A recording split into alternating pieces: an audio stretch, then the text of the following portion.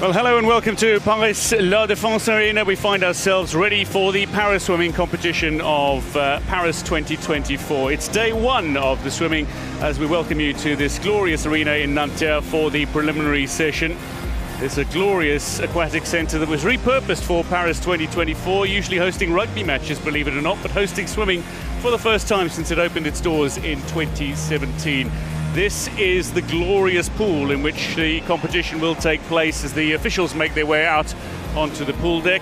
The pool is 50 meters long, 25 meters wide. It's got 10 lanes, 2.5 meters across. Only 8, though, are used in competition. Fans have made their way in from all around the world. We've noticed flags from just about every country that is competing or have athletes competing in today's session. This is the preliminary session. 141 medal events over 10 days of competition, 71 male, 64 female, and 6 mixed open relays. It's 5 fewer than Tokyo 2020, but still this competition features over 600 athletes. A format that is fairly simple. The heats taking place in the first session of every day, and the finals contested between the 8 fastest qualifiers from the heats in the evening session on the same day. Para swimming, swimmers are classified by their disability, so swimmers are grouped together accordingly. They'll only race against those who have a similar impairment to themselves. This is the preliminary session on day one of the swimming at Paris 2024. There are 27 heats and 13 events to be contested this session, and swimmers are aiming to be among the 8 fastest in their preliminaries in order to qualify for the final. Deb Gruen is alongside me, multiple Paralympic Games medalist, and Deb, this is a stacked schedule, plenty to look forward to and plenty of athletes to look out for. I agree. I was looking at the event sheet today, and there's a good chance I'll say this at every session, but this is a stacked session. You have the 400 freestyle with Hugo Didier, the Frenchman, who's going to have the help of the crowd behind him. Simone Barlam, the Italian, who's won this at the past 2 World Championships, and world record holder Brendan Hall. Then you go into the S9 women's 400 freestyle with Lucky Patterson. You have a bunch of other crowd favorites too. Pinchu Yip in the 100 backstroke. Then you have 250 freestyles. You have the S6, the S10s, the 100 flies for S13s will receive Boki, and 200 freestyles to wrap it up at the end. And all of those should be excellent races. So much to look forward to ahead of the start of competition. Welcome our 3-time Paralympian, as an athlete achieving 19 Paralympic medals with an incredible 14 golds and 5 silvers. Please welcome from the United States of America, Mrs. Erin Popovich. The honor of the coup de baton, the striking of the baton 3 times that signals the start of the drama of the competition at the Olympic and Paralympic Games, stemming from the tradition in French theatre. Erin Popovich, 19-time medalist for. She's a remarkable competitor over the Paralympic Games, and Erin Popovich being celebrated as she has the honor of striking the baton 3 times. The drama is now set to get underway in the pool before us. We start with the men's 400-meter freestyle S9. There are 2 heats to be contested.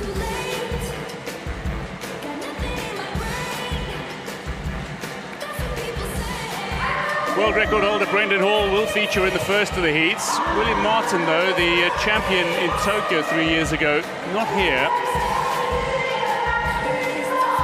Start list for Heat 1, Rahim, Garrido, Hodge, Hall and Shear.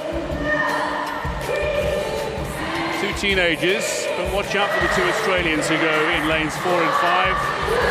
Hodge and Hall. Brendan Hall, one of the legends of the sport, the world record holder, twice champion in this event back in 2012 and 2016. Now, in the preliminary session, the athletes will make their way out from the call room to the pool deck in a group and line up in their respective lanes. For the finals, they will be introduced individually. Paris 2024. Please welcome the athletes to poolside for our first event, the men's 400 meters. Navid Rahim, the 19-year-old from Sri Lanka, makes his Paralympic Games debut here as he walks out first. Bronze medalist in this event at the Asian Para Games in Hangzhou last year. Last to make his way out is fellow 19-year-old Chateau. More renowned for his 100-meter butterfly, though, but somebody who's been swimming in the men's 400-meter freestyle S9 for a little while now, hoping to chop a few seconds off his personal best. But it's the Australians in 4 and 5, in Tim Hodge and Brendan Hall, who are the athletes that you're most likely to look out for. Hodge, the 23-year-old, 3-time Paralympic Games medalist. He was 5th at the World Championships, though, in this event last year in Manchester. Alongside him is Hall. That's Chateau, goes in 6th. But also watch out for Jacopo Garrido, who turned 22 last week, the Spaniard who goes in lane 3, the 2019 World Champion and European Championship silver medalist only a few months ago. He's been swimming 4:16s, and there he is, 5th in Tokyo, hoping for a place on the podium. But first, a small matter of qualifying for the final.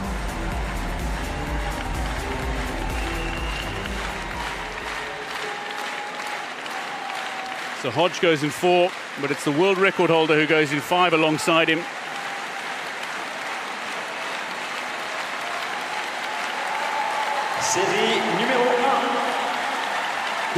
This is where the para swimming competition of Paris 2024 gets underway, here and now in the first heat of the men's 400-meter freestyle S9. 5 competitors: Raheem, Garrido, Hodge, Hall and Chateau.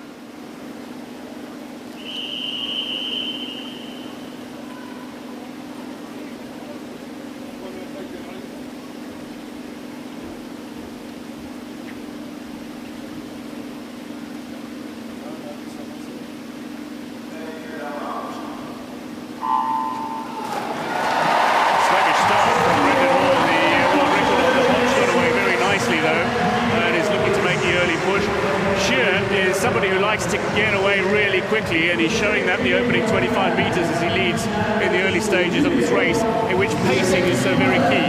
Right, so here you have Brendan Hall, the world record holder, and his world record is 4:09. He hasn't really been close to that time for several years. Next to him is Hodge. I can't wait to see this race. It's going to be pretty close between the two of them. Hall, he carried the flag for the Australian Paralympic team last night, so you know he's going to be a little bit tired this morning. He might want to hold back a little bit in anticipation of the race tonight against Barlam, but he also has to make sure that he has a center lane for tonight because he wants to be close to Didier and Barlam. So there's much to compete for in this race, and it really is a stacked lineup across the 2 heats. But in this one, Hodge and Hall will be looking to finish 1 and 2. It's Hodge at the 100-meter who turns first ahead of Garrido, Hall 3rd. Chateau's just fallen away slightly, but he's not out of it completely. Naveed Rahim of Sri Lanka, he's been posting around 4:37, so he's not likely to feature anywhere in the top 3 for this heat, and he finds himself trailing already by around 10 meters through the opening 150-odd meters of this race. But it's Hodge who's leading the way from Hall and Garrido as it stands. Chateau in 4th. And Hodge looks pretty good. Hodge, this is not his best event. He's really better at the 200 IM, and Brendan Hall is more known for this event. But again, Brendan hasn't been particularly close to his world record time, and Hodge looks very good right there. And Garrido Brun, he just needs to stay with the top 2, Hall and Hodge, in order to secure a great lane and good position for tonight. But they all look great right now. Certainly do. Hodge looks very comfortable. Hall as well. As you mentioned, flag bearer at the opening ceremony for Australia. It's a magnificent honour to be given the opportunity to carry your nation's flag in the opening ceremony. Indeed, Brendan Hall did that, but had an early start this morning. And 3-time world champion is currently in 2nd position. The world record holder and twice Paralympic Games champion. It's Hodge who continues to lead the way. That's wonderful technique. A high elbow from Hodge. Hodge still looks good. You know, you have to wonder what Brendan Hall is thinking right now. Is he thinking, oh, I'm going to kind of, you know, leave some in the tank for later tonight? Is he thinking, wow, this guy's going really fast? You don't really know. But I wouldn't. Brendan Hall is so experienced, and he has dominated this event for so many years. He first swam it in Beijing. He was 5th there. He won in Rio and London, and then he was 4th in Tokyo. You know he wants to get back on the podium. He was bronze in both the last 2 world championships. So he's been swimming well. He just, you know, he wants to wrap up his Paralympic career with a medal tonight. There's now a 31-year-old in second position, but it's Hodge, the 23-year-old, who's showing some genuine promise in the 400-meter freestyle, who finds himself leading.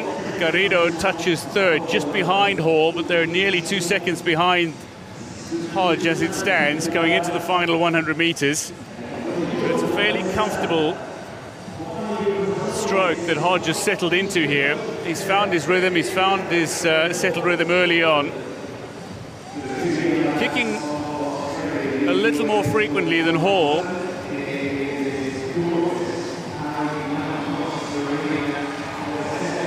And Hodge looks great going into this last turn. And here comes Brendan Hall, though. We'll see. Now he's probably going to start to turn it on a little bit and try and run down Hodge during this last 50 meters.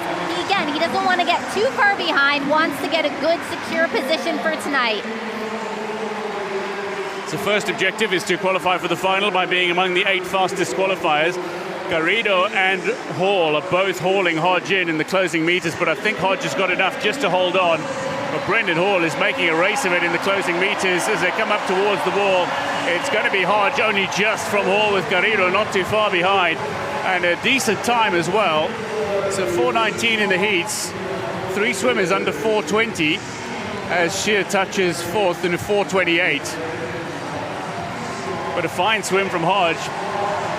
Scary moment though, as Hall was able to come back. He closed in 32.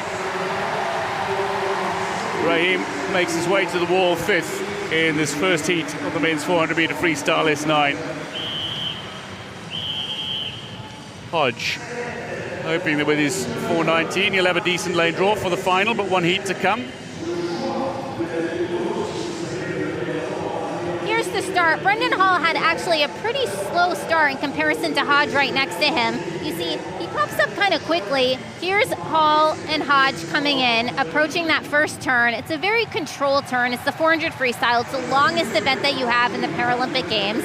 Here they're coming in. Hall, really the very experienced distance swimmer. Hodge, he got out to an early lead. He led the entire way. He looked very good.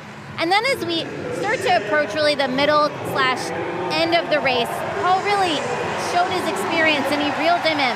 Here they are coming down at the end, and Hall just chasing Hodge down. Actually, I would say if there was another 10 meters of this race, Hall probably would have taken it. And they all ended on 4:19, a very close finish.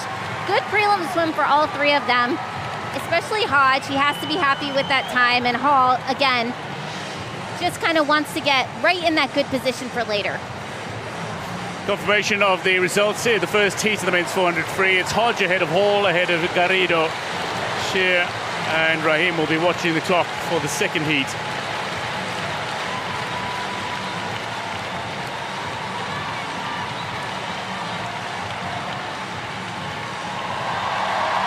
There's a massive roar as Hugo Didier raises his arms.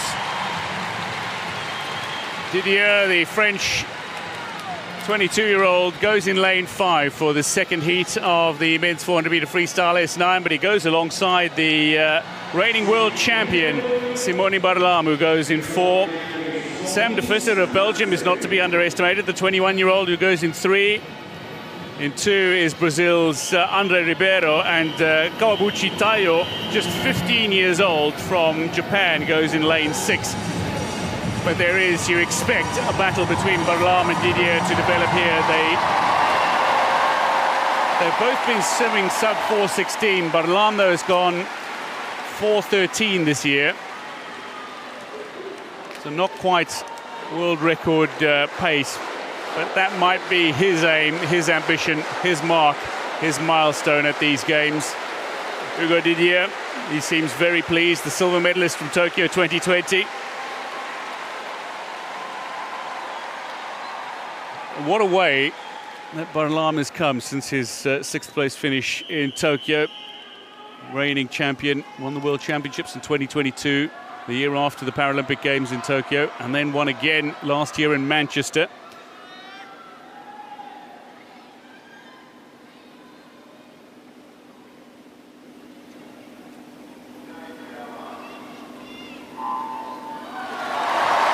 Good good start from Sam de Visser, the Belgium, who goes in lane 3, the 21-year-old, 4th at the World Championships, 3rd at the European Championships. And his family here are enjoying him starting in this race. Simone Barlam, though, after the initial underwater, finds himself leading the way. And the ambitious 15-year-old Kawabuchi of Japan going nicely in lane 6. But watch out for Hugo Didier. He will pace his race, as will Ribeiro, who goes for Brazil in lane 2. Simone Barlam, some call the king of freestyle. He's a very controlled swimmer. He's more known for the sprints, like the 50 and the 100. But in the past, really since Tokyo, he's really come into his own in the 400 freestyle. In Tokyo, you saw him in the morning go out really fast and then couldn't quite hold on with William Martin, Brendan Hall, Hugo Didier. But really in the past 4 years, 3 years, he's learned to swim this event. Right now, though, the Japanese is out very quickly, way ahead of Didier and Simone Barlam. You have to wonder, are they thinking to themselves, wow, he's going out really fast, or are they just trying to hold it back a little bit and see what's going on right now? Well, yeah, times are important at major events, but they're secondary in terms of aims. The best swimmers want the medals, and that's simply about finishing ahead of others. At the moment, though, the man who is ahead of everybody else is Kawabuchi of Japan. It looks like Didier is making a little bit of a move now on the Japanese star, but Barlam is still holding back a little. He's just over 1.5 seconds off Kawabuchi as Didier closes. But Kawabuchi gets a great deal off the wall, it seems, as well at the turns. He does. And Didier, I'm not surprised that he's ahead of Simone Barlam. He typically is at the 200 and the 300, and it's at the end where Simone Barlam tries to make his move. Simone Barlam, he's got a more deliberate stroke than Didier. Didier is a little bit quicker. Simone Barlam will have the advantage, though, on the turns, and he likes to make the most of that in the very end. Also, Didier, he needs to be at least about a body length and a half ahead of Barlam if he wants to win. But Didier is going to have the help of the crowd behind him. He's a Frenchman. He has everybody's support here, and Barlam knows that. Well, there's much expected from Hugo Didier, the silver medalist from Tokyo. He got silvers behind Barlam at each of the last 2 World Championships, but is the reigning European champion is Hugo Didier. As he moves in front now, goes beyond Kawabuchi. There is a roar from the fans in the Palais La Défense arena. Didier touches first at the 250 mark. Barlam, though, is still one to watch, although he is 4th. Sam de Visser currently in 3rd, the Belgian, 4th at the World Championships last year, 3rd at the European Championships. But Barlam, the reigning world champion, twice over, as you said, Deb, has an incredibly strong finish. So too does Ribeiro, but he looks a little off the boil at the moment as the 20-year-old Brazilian who won the Pan American Games title in Santiago and has actually put his studies on hold to first train for and indeed compete at these Paralympic Games. Didier leading from Kawabuchi, from de Visser. This is where Barlam is going to need to make his move if he is to get a decent lane draw for the final. Yes, definitely. And Didier looks great like right now. He's looked very strong the whole way, and now he's coming in for the last 100. He has truly stood out right now. He's way ahead of the rest of the field. Barlam, though, coming up. We'll see. I suspect Barlam wants to make sure that he gets second. He's not too concerned with Didier right now. That race is going to happen at finals. Didier, though, excellent turn, coming way down. You see him adding the legs in. He's really on his way home. So Hugo Didier is leading the way with 35 odd meters to go in the pool in this 400-meter freestyle S9. He's not likely to be caught. Simone Barlam is struggling to hold on as de Visser is looking to get away from Barlam. Kawabuchi has been dragged in by both de Visser of Belgium and Barlam of Italy. Might just finish 4th, but it's Hugo Didier who's going to post a decent time here. Will he go sub 420? No, just out, but he takes the win in the second heat and will qualify for the final. It's de Visser who's going to touch ahead of Barlam, who will qualify for the final. Kawabuchi 4th. But that is a fascinating race. And you wonder just how much Barlam felt he needs to leave for the final. But Hugo Didier swam a comfortable race, and his final 200 meters looked imperious. Touches first ahead of de Visser of Belgium and Barlam of Italy.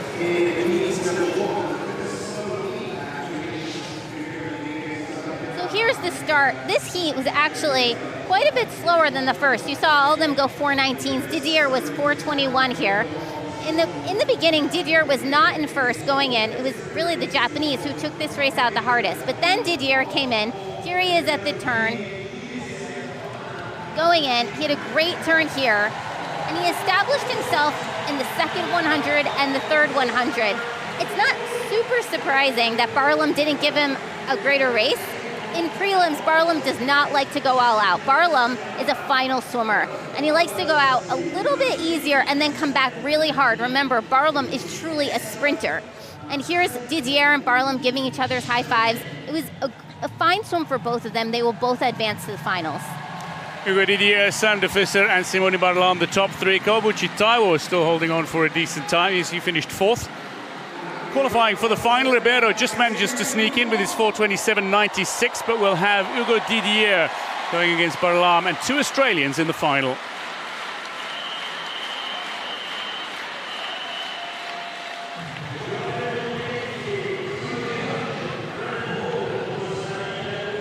This is the start list for the women's 400-meter freestyle S9. Features French favourite in Agathe Pauli, up against the likes of Keegan Knott and Summer Schmidt of USA. Sofia Konkoy of Hungary goes in lane 5. She was a silver medalist in Tokyo.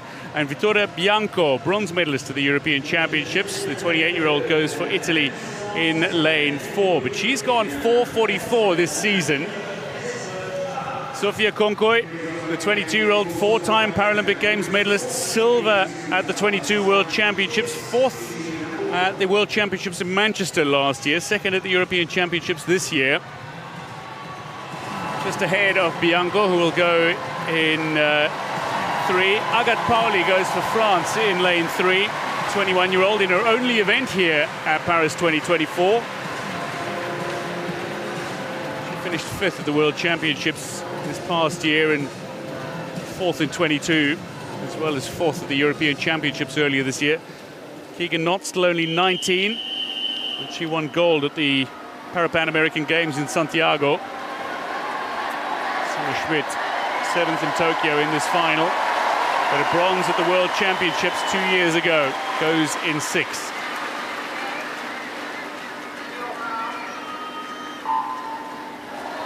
Good reaction from Keegan Knott, gets off the blocks really quickly. Not much of an underwater before the athletes come up.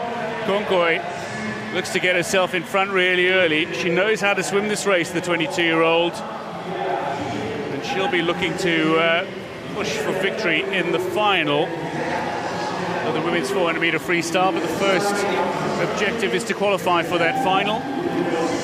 And you do that by finishing as one of the top 8 fastest qualifiers from across the heats. There are 5 competitors in this first heat, 6 competitors in the second heat to come. And it's Konkoy who's leading the way ahead of Pauli and Bianco through the 50-meter mark.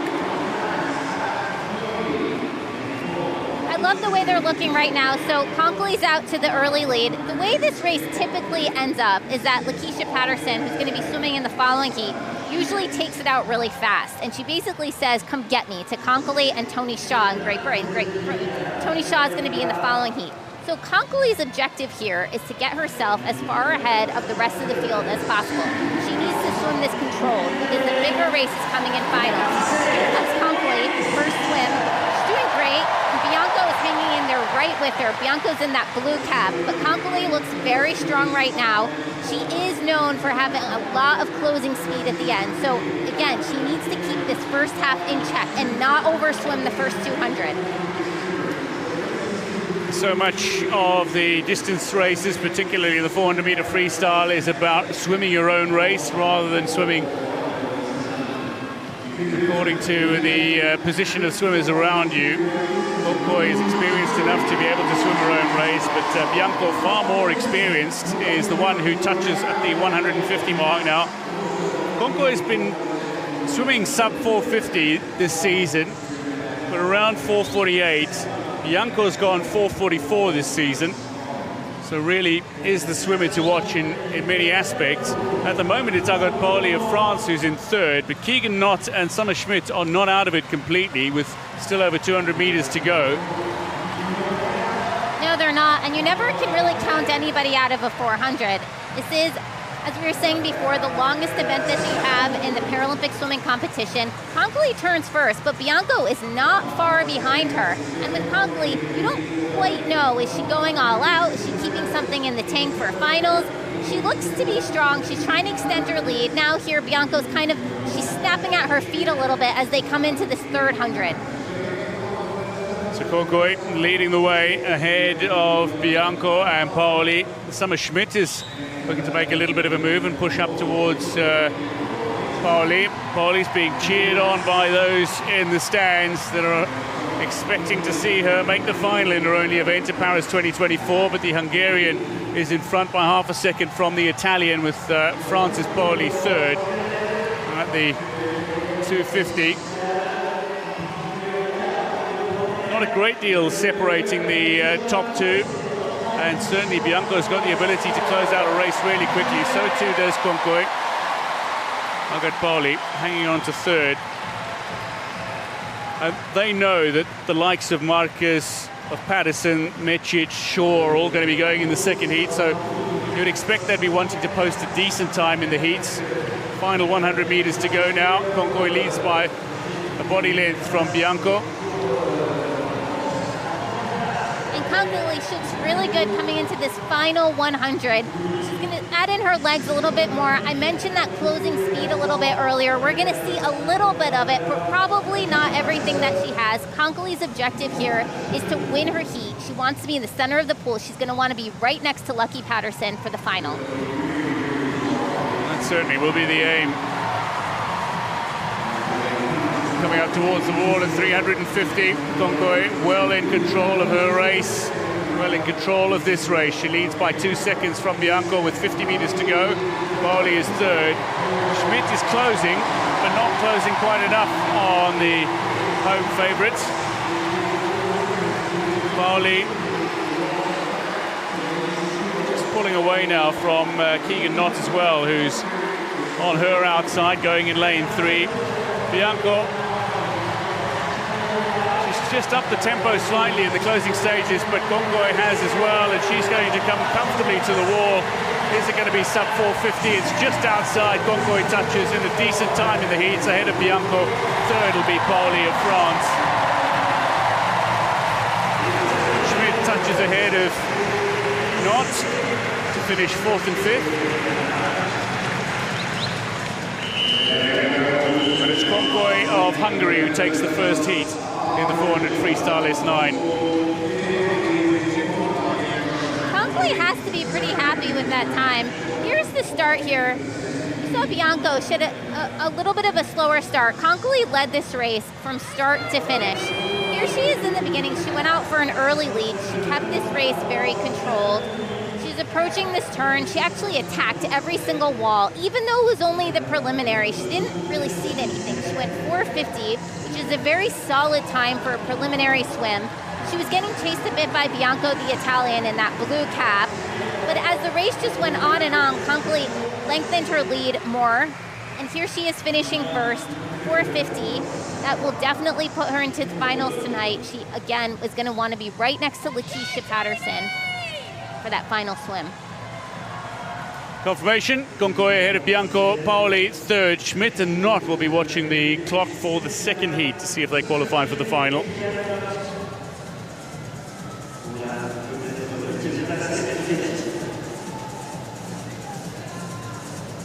This is the start list for the second heat in the women's 400-meter freestyle. It features Xu Jialing, Tony Shaw, Lakeisha Patterson, Emma Mecic, Nuria Marx and Beatriz Lerida. Gold medalist in Tokyo, Lakeisha, or Lucky Patterson to most. She won the 400 freestyle S8 title in Rio and then won the S9 title in Tokyo. She's the reigning world champion and she goes in 4.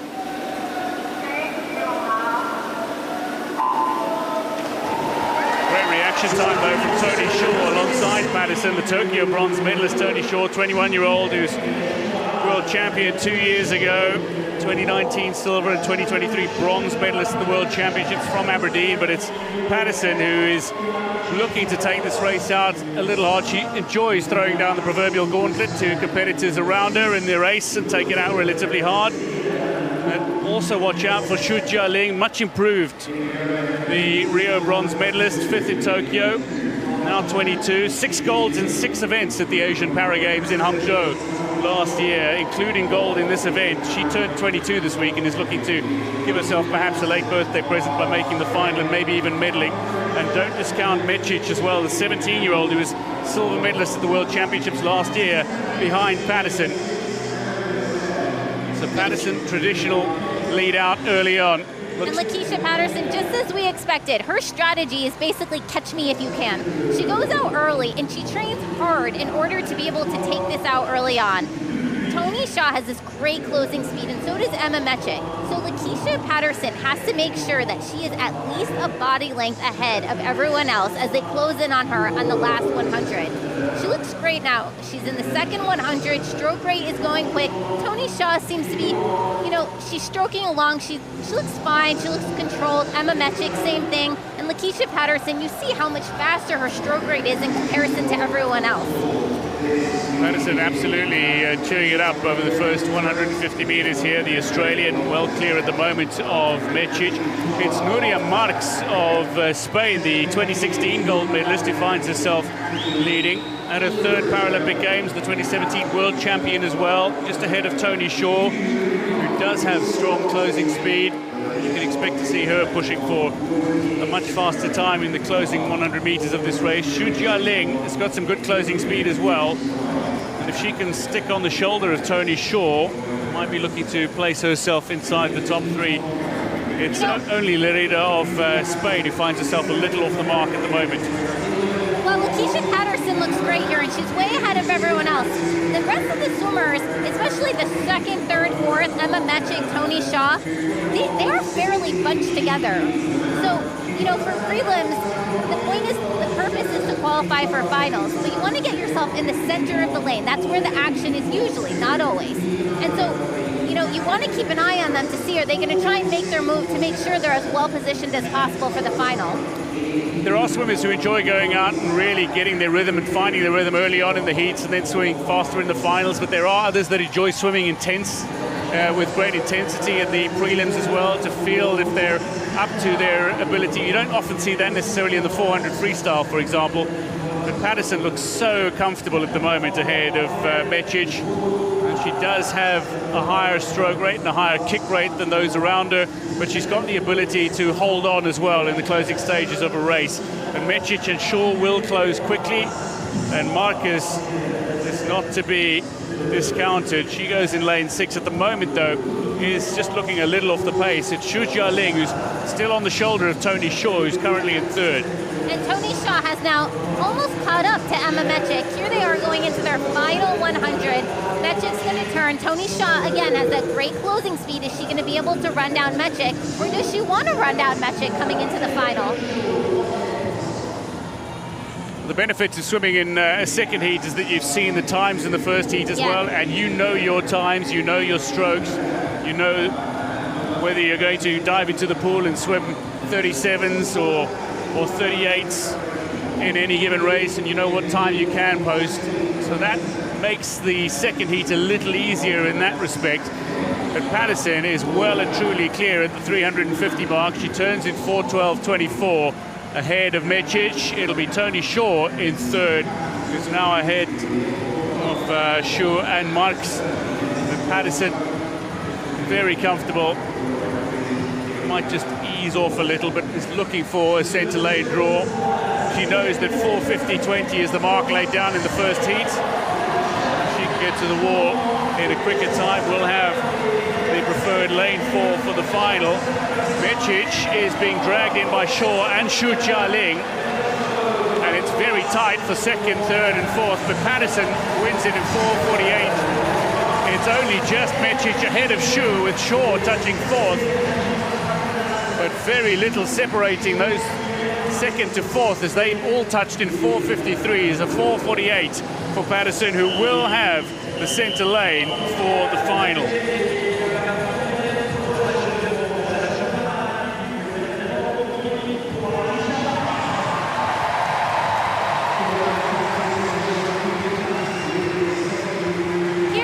Lakeisha Patterson off the start. She swam this race exactly as I would have predicted her to do. She likes to go out early. She likes to control the pace of this race from start to finish and not to cede anything until she has to in that last 300, 350 meters. She attacked the wall here.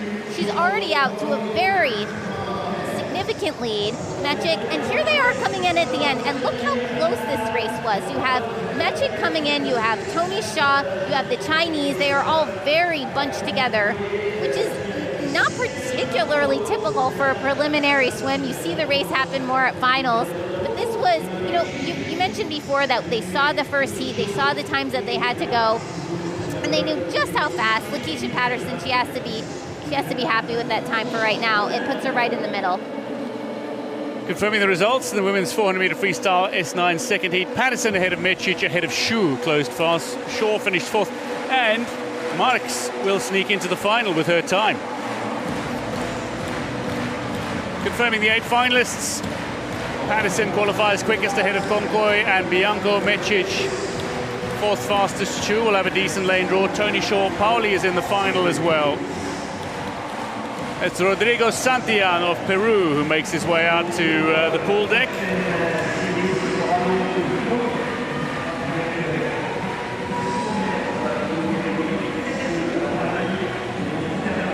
The man will go in lane 4, Vladimir Danilenko. This is the men's 100-meter backstroke S2 heats.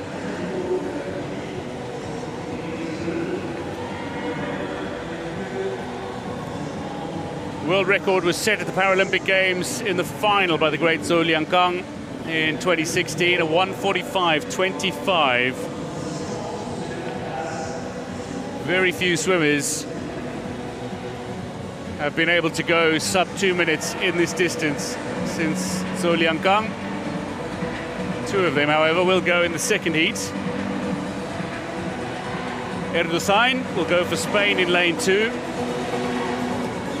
There is Danilenko, who will go in lane 4. Confirming the start list then for the first heat: Erdosain, Santillan, Danilenko, Čech and Lopez.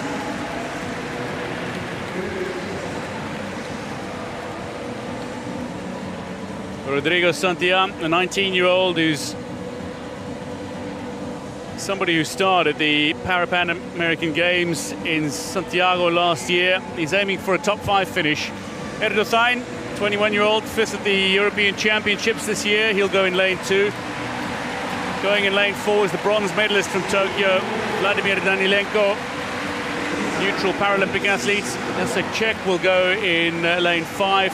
And there is Jesus Lopez, the 33-year-old, 6th at the World Championships in 2022, 5th at the Pan American Games. But a wily competitor who's been around for the longest time.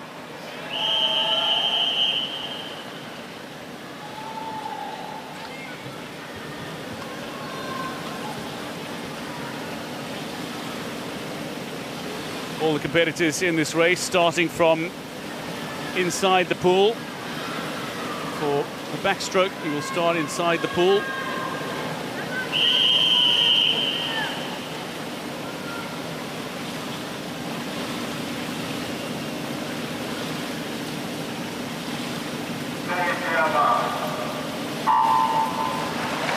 Getting away in the first heat of the men's 100-meter backstroke S2 classification. And Jacek Čech using the double arm rotation, looking to take an early lead, but it's Danilenko who, once he's into his stroke, is very difficult to catch. There's Čech, who has a great ability in the pool. So 2 lengths of this Olympic-sized pool, 50-meter pool, and Danilenko through 25 meters is just edging in front of Čech. Lopez and Santillan are at the moment battling for third. And Erdosain of Spain finds himself a little further back, going through 25 meters now, but Danilenko leading the way. So what I love watching about the S2s and the S1s and the S3 classifications is it's really juxtaposed to what you saw in the S9s, because you went from one end of the classification system to the other. These athletes have more severe impairments. They typically need assistance on the start. And you saw actually when they were starting that they had someone help them. They were holding their feet in place to make sure that they don't, start swimming before the start. Here's Danilenko right now. He's using this single arm stroke, and that's in comparison to lane 5, Czech, who's using the double arm backstroke. A lot of these swimmers, because of the nature of their disabilities, they swim differently. There's a lot of variability in their strokes. The single arm backstroke is quicker. The double arm backstroke is steadier. You can pull more water, but the stroke rate is slower. So it's a toss-up, right? Which one works better for you? Danilenko, though, he's coming down very, very strong. And world record holder, as you mentioned before, Liang Hangzhou, he's actually classed up to an S4, so he's not in this race right now. So Danilenko finds himself pushing towards the wall. Jacek Czech is not too far behind, using that double arm backstroke, and it's Rodrigo Santillan of Peru who is well into 3rd position. So just outside the 2-minute mark, Danilenko will touch first, and he'll finish ahead of Jacek Czech, the 48-year-old who was 4th in Tokyo and 7th in Rio, but bronze medalist in the last 2 World Championships. Czech. Coming to the wall now is a man who finished 8th in Tokyo, Rodrigo Santillan, who is absolutely delighted to arrive at the same time as the legendary Teresa Perales, who has nearly 30 Paralympic Games medals. As Jesus Lopez touches, Ardo Thain is still in the pool, being wildly applauded as he makes his way towards the wall. Danilenko celebrating his victory, but the 21-year-old Ardo Thain, great improvement from the young swimmer in recent months.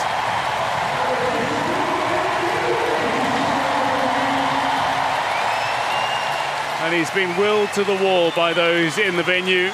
Paris La Défense Arena will certainly come to life for the French competitors. They are cheering on everybody. Ardo Thain will touch 5th.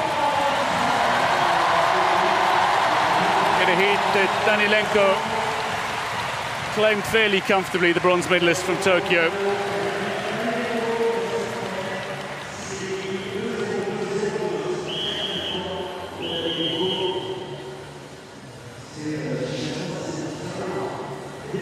So here's the start, and you can see every swimmer here has assistance to make sure the assistant actually holds the swimmer in place to make sure that they don't start going down the pool before the start happens.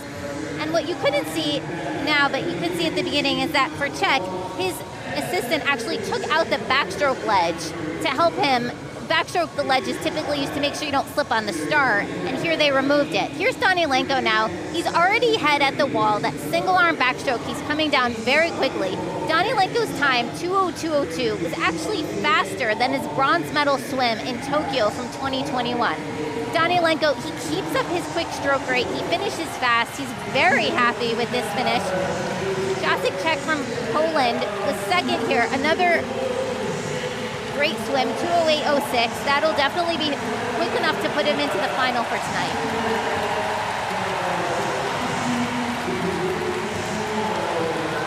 Solid finish from Santillan and Lopez as well. But Danilenko has got the win in the heat. Danilenko ahead of Czech and Santillan 3rd. Jesus Lopez and Ardo Thain, they'll be watching the clock in the 2nd heat. Well, there is the world champion and the favourite for gold. 2nd heat in the men's 100-metre backstroke S2 features gold and silver medalists from Tokyo in Alberto Abarza and Gabriel Araújo of Brazil. Also features Roman Bondarenko, 6th in Rio, 7th in Tokyo, 4th at the World Championships and bronze at the European Championships for Gabriel Araújo, Gabrielzinho to many, and that is Alberto Abarza. The Tokyo gold medalist Abarza goes in 5. He's runner-up to Gabrielzinho at the last 2 World Championships and at the Pan American Games last year in Santiago. They are very good friends. despite Abarza being nearly 20 years older. Konrad Hildebrand of Sweden goes in lane 2. And Chris Tronco of Mexico goes in lane 6. That's Bondarenko. He'll go in 3, the 40-year-old. So Hildebrand, 7th at the World Championships last year, 4th at the European Championships.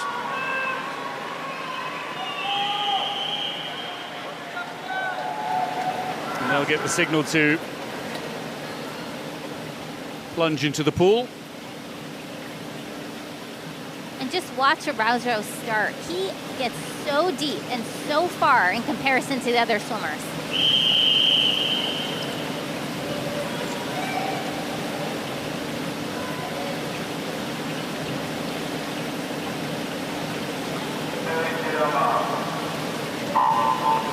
Araujo gets off to a brilliant start. It's a blistering start, and he uses his underwater so incredibly well. So too does Tronco, who goes for Mexico in lane 6.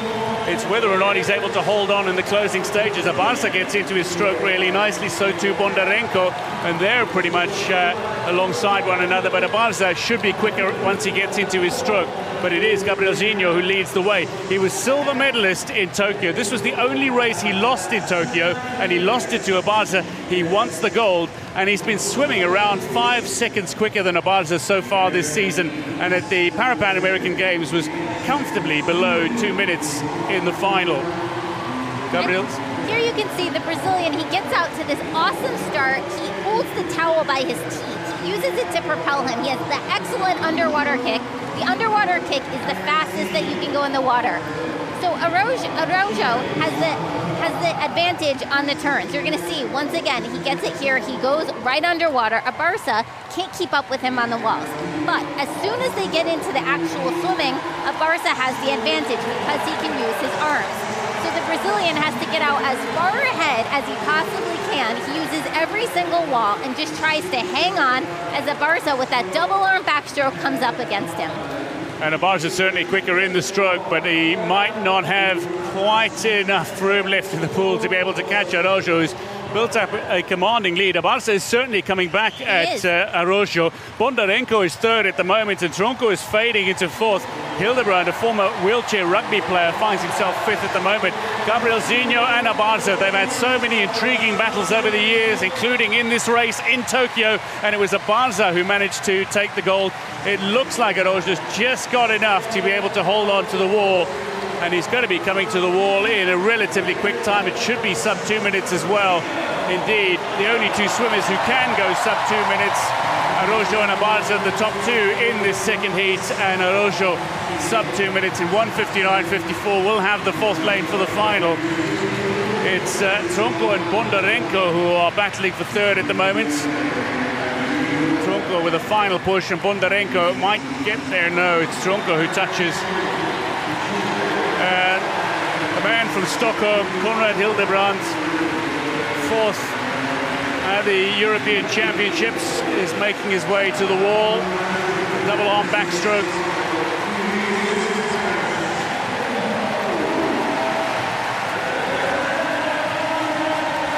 Hildebrand of Sweden touches now outside his best in 2:45.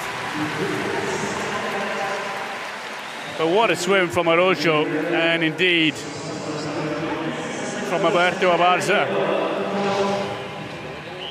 Here's the start. Again, you see the Brazilian, look how deep he goes underwater, and he stays below the water for a significant amount of time, and he stays under as much as he can. And here again on the wall, he uses this wall, he turns, and then he does a backstroke dolphin dive on his back, kicks below the surface, stays below the surface as much as you can. Abarza is now turning here. Abarza doesn't really get anything off the wall, but he goes right into his stroke.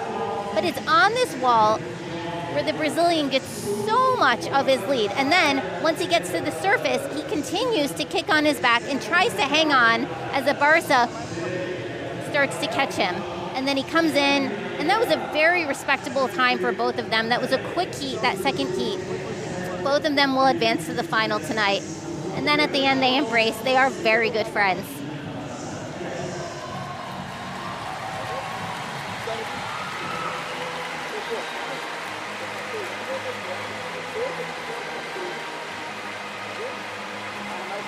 Well, there is the embrace between two great friends. They are rivals, but before anything else, they are friends.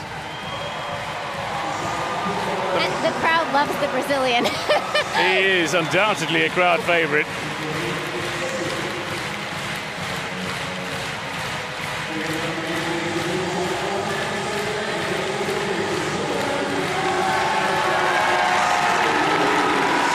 You know you're a crowd favorite when you can go by your nickname rather than your formal name.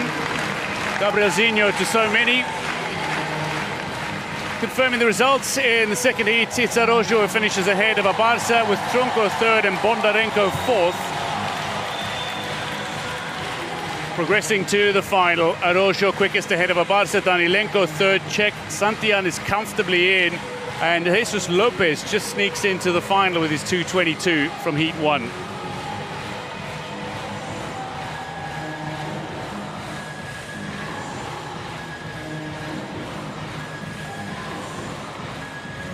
Swimmers making their way out onto the pool deck for the women's 100-meter backstroke S2.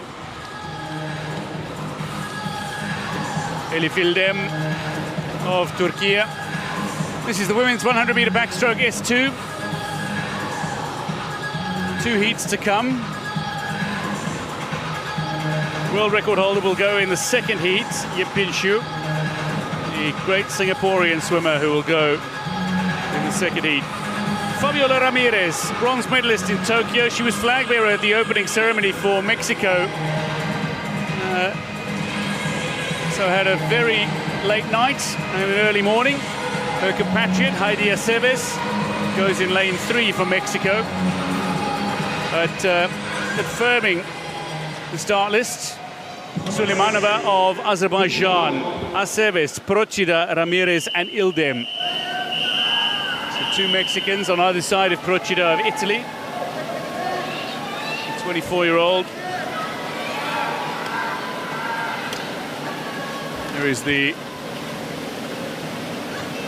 Mexican Aceves.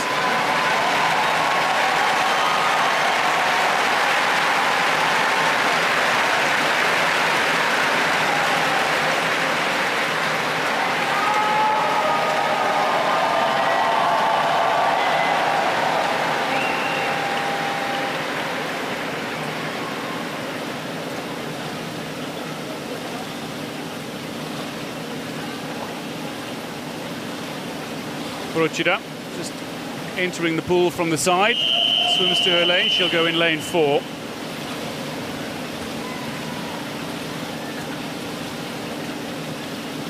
It's the first heat of 2 in the women's 100-meter backstroke S2.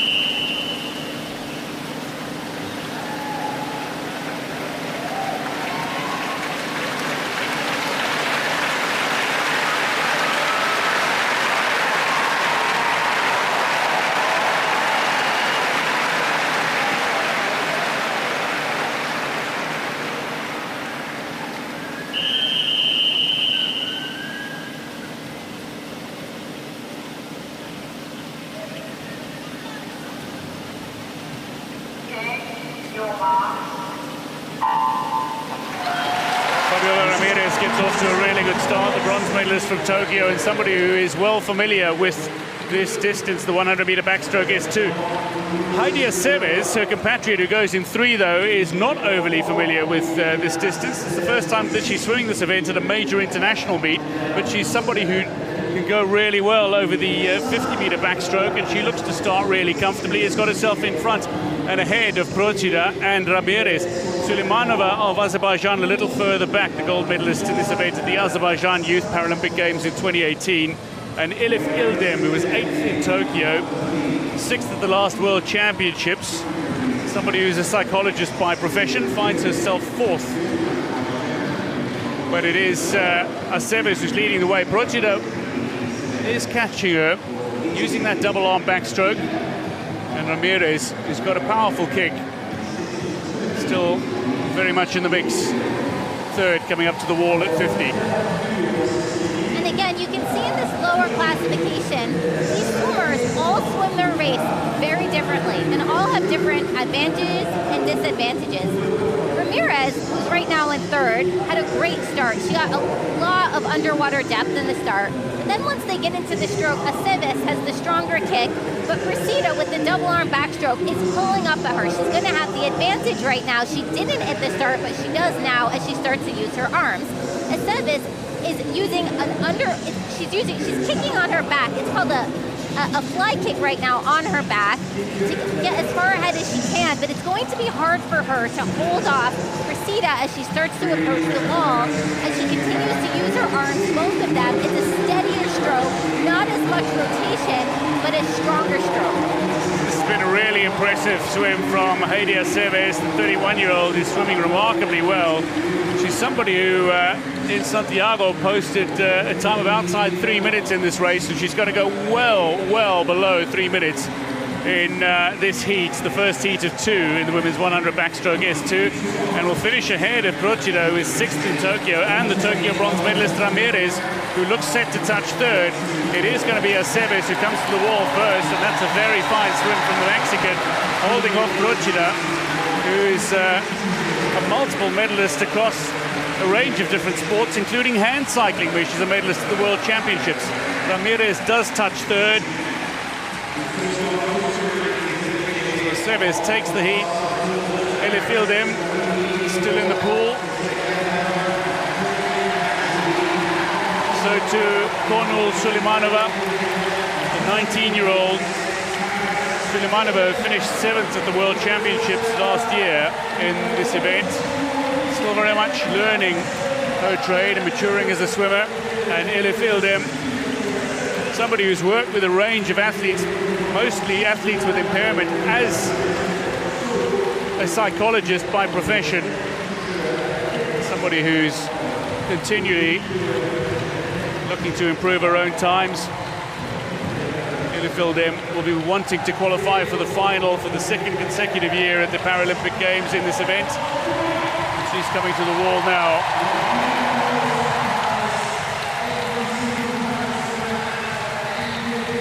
Touches in 3:37, so well outside her best.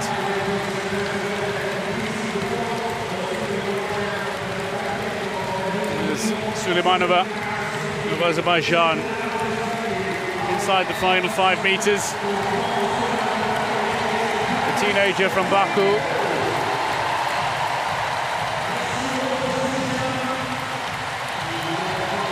She touches just outside 4 minutes.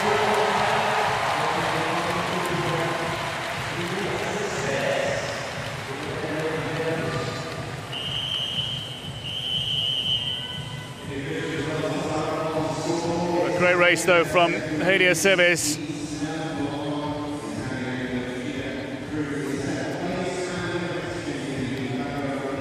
Heidi Aceves ahead of Angela Procida and Fabiola Ramirez 3rd. So 2 sub 2:30. And here's the start. I love watching this start because, again, you can see the differences. You see Ramirez with this very underwater, deep backstroke kick. You see Aceves Paris. She already goes out to this. It's really a dolphin kick on her back. And here, she keeps it up the entire way, up and down, and that is what propels her through the water. And you can see in the bottom of the screen, Procida, those are her arms starting to catch her. She's got that deeper, she pulls more water with every stroke. But Aceves, she approaches the wall, and she's gonna come off it here, and she goes underwater, immediately starts into the kick. And even though Procida, she's got the arms, it's amazing because Aceves actually managed to extend her lead even at 75 meters coming into the end here. And it was a great swim for her. She went 2:22. She has to be happy with that. It's well under her sea time. And she's actually coming in now, going into the final ahead of Procida, who is ranked higher than her at the start of this race. Certainly somebody with a 2:22 who can take a massive smile, but that's the kind of time that could challenge Yip Bin Shu in the final. Flag of Mexico waving proudly. 2 in the top 3 for Mexico. Here's the second heat start list. It features the great Teresa Perales and the great Yip Bin Shu. Draganov Čordas of Serbia, Perales of Spain, Singapore's Jip Koltseva, a neutral Paralympic athlete, Adami Rosa of Hungary, and Greece's Spiridou, who's just 12 years old.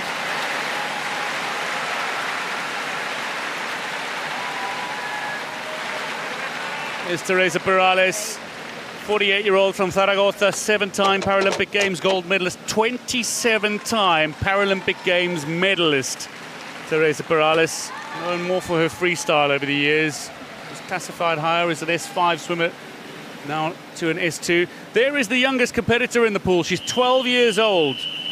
Greece's Areti Spiridou in the first of her 2 events here at Paris 2024.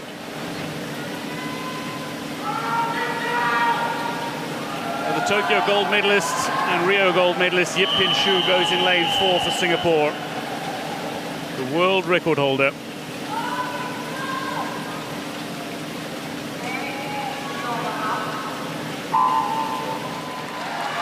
Yip Pin Shu loves to get into her stroke very quickly, and it's a fast, frantic stroke, but it's so controlled as well. She finds her rhythm so very easily. She won this event at the last 3 World Championships. She's nicknamed the Golden Girl, and you are probably likely to understand why come the finals. But it looks like she is going to be challenged, certainly from what we've seen from the first heat already. But 5-time Paralympic Games and 7-time World Championship gold medalist Yip Pin Shu is leading the way from Diana Koltseva, the 16-year-old who is silver medalist at the European Championships, who goes in lane 5 alongside her, and Teresa Perales, who's currently 3rd. Yip Pin Shu, now what makes her so fast? It's really 2 things. One, she uses the single arm backstroke, and she's got a faster stroke rate than everybody else. And you see, she's just turning over faster and faster in comparison to, for example, Teresa Perales behind. The second thing that she does is her head is very steady. When you're coming up as an age group swimmer, one of the drills that you're supposed to be doing is you're supposed to be able to basically balance a cup of water or a quarter on your forehead. And Yip Pin Shu is not moving for her forehead. That creates more efficiency in the water, and efficiency, of course, leads to faster times. Well, that's ultimately it. Minimizing drag is what you aim to do in the pool. If you are to swim the fastest times, Yip Pin Shu, with 25 meters to go, finds herself leading by a very, very comfortable margin here from Diana Koltseva. She's only 16 and very much learning her trade, up against the likes of record breaker Perales, who finds herself 3rd at the moment. Spiridou is still coming up to the wall at 50. Draganov Čordas of Serbia finds herself currently in 5th position. But it is Yip Pin Shu, the gold medalist in Rio, the gold medalist in Tokyo, the 3-time world champion, looking for another success at the Paralympic Games here in Paris, who looks to be going the fastest. She'll come to the wall, sub 220, and qualified to swim in lane 4. That's a very comfortable swim from Yip Pin Shu. At 2:18.19, she touches first, ahead of Koltseva. Coming home 3rd is Teresa Perales. But she'll be aiming for at least a 28th Paralympic Games medal in this event in the final. Sanet Adami Rosa, who's 4th in Rio and 7th of Tokyo, looks to be making her way to the wall. 4th, the 29-year-old from Budapest, who is 5th at the World Championships. And remarkably is fluent in several languages, including French. She's ahead of Draganov Čordas, going in lane 2 for Serbia.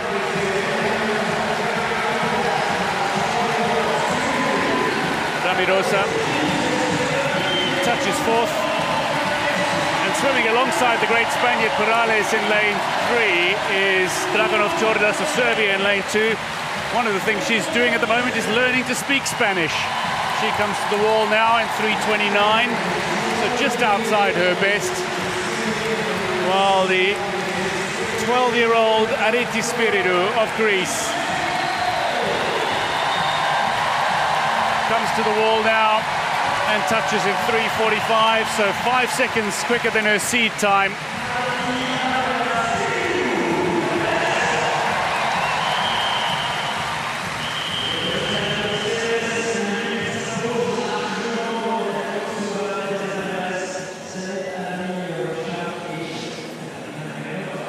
you can see on the start, Yipin Chu's start assistant actually holds her arms, not her legs, which is a little bit different than in some of the other classifications that we saw earlier. Then she gets out immediately.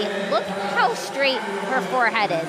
She basically doesn't move her forehead, but her arms, they're very vertical, they're very straight, they're going much faster than everybody else. And she comes into the turn here. There's nobody on either side of her, so she's got clean water. That's very helpful. Now is the first time that you can see someone else coming, and here's Teresa Perales, who had dropped down from an S5. Now she's an S2. She can only use one arm. But here's Yip. Look, just her dominance in this event, and she has owned this for so many years. It'll be interesting to see if she's going to get close to her world record tonight. That 2:07, she set that in Rio. Hasn't come super close to it recently, but it'll be interesting to see if she wants to challenge that tonight. She's basically by herself, clean water on either side. I don't really think anyone can touch her. Well, it is going to be interesting given what Aceves was able to do in the first heat. She's capable of going sub 220, it seems, but Yip is capable of going sub 210, and that maybe just sets her apart. Just a superb swimmer is Yipin Chu. Two legends alongside one another.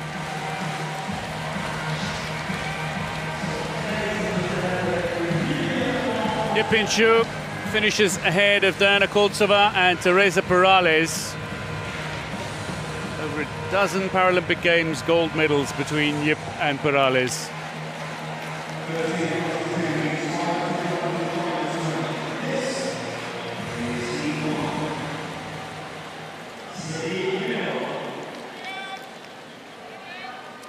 So advancing to the final, it's Yip ahead of Aceves, Procida, Koltsova, Ramirez, Perales, Damirosa and Dragonov Chordas, who sneaks into the final with a 3:29.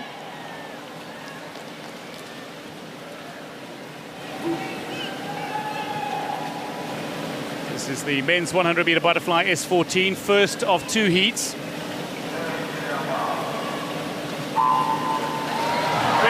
Goes for Australia in lane 5. He was bronze medalist in Tokyo. The 24-year-old was also bronze medalist at the World Championships last year, and he is looking imperious as he breaks water and gets into his stroke. William Eller, the 18-year-old who was fourth at the World Championships but gold at the European Championships this year, is swimming very nicely alongside him as well. Lawrence Sapp is going well. He turns 23 next week. He's going in lane 3. He touches third, just over a second behind Ellard and Hans, who are at the wall almost together. Great underwater, though, from Hans.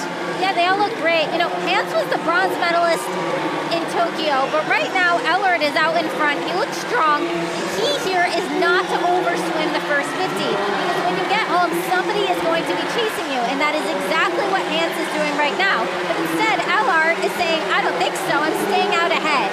This is a great swim from Ellard, who finds himself touching ahead of Hans. Who's going to be third? It is Verncombe of Great Britain, the 22-year-old.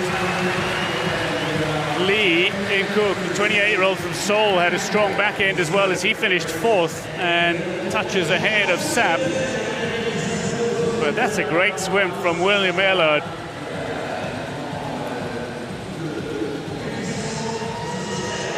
And Verncombe closing really quickly. All of them off the block very fast, which they're going to have to do if they want to charge Bandera in tonight's final. But Ellard, he led this race from start to finish. Look at his stroke. He does not breathe every stroke. He controlled the first 50. Here he is coming in. Excellent underwater here. Look how far he goes. Look at his kick. So important. Hans, the bronze medalist from Tokyo, he looks great here, but he did not have the closing speed to match Ellard, who, although he sort of started to fade, was able to hang on for the end, could not be caught by Hans. But both of them had great times and will go on to tonight's final. Ellard happy with that. Ellard, sub 55 seconds, finds himself victorious ahead of Hans and Verncombe third. Lee In-Cook, sub 60 seconds as well, finishes fourth. Well, we've yet to see a record in the pool in terms of Paralympic Games or world records. this might be one of the races in which we see a world record. Gabriel Bandera, the world record holder, goes in lane 4, and he's been swimming very quickly this season. He's comfortably sub 54.5 in this race. His world record at 54.18.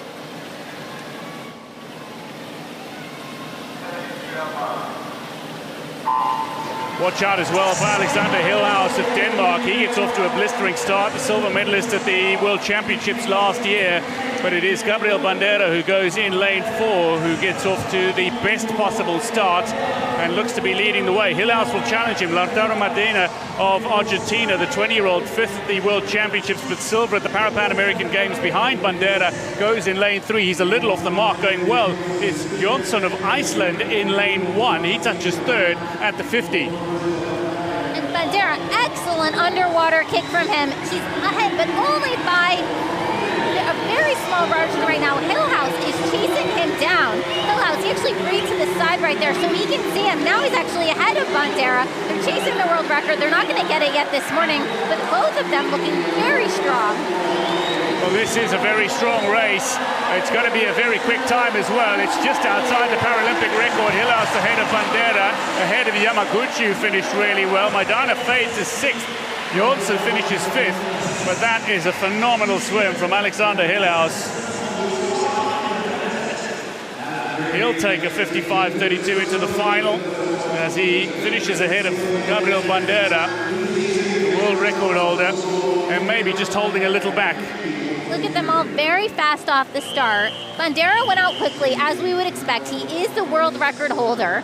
Here he is, first 50. He looks great. He looks controlled.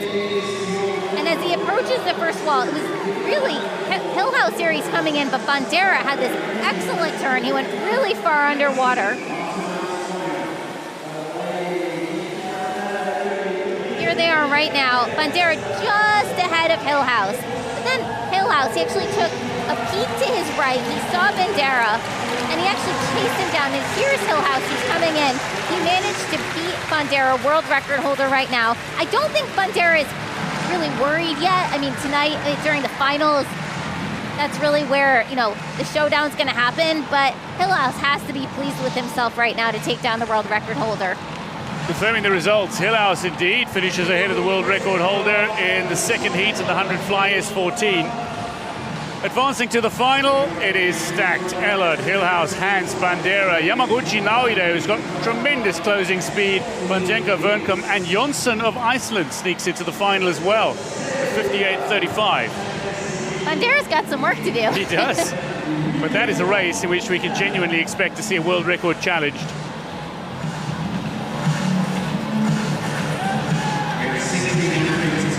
This is the heats for the women's 100-meter butterfly S14. 2 heats to come.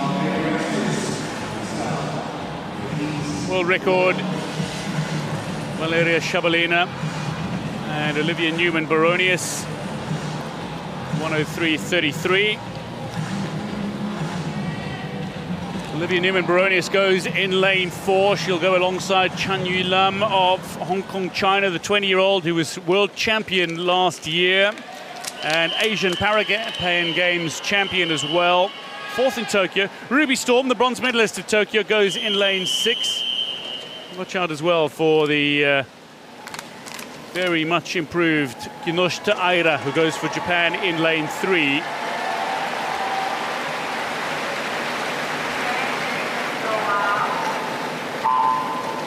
Two swimmers from Hong Kong, China in this race. Cheng Ho-ying going in lane 8, who made the final in Tokyo.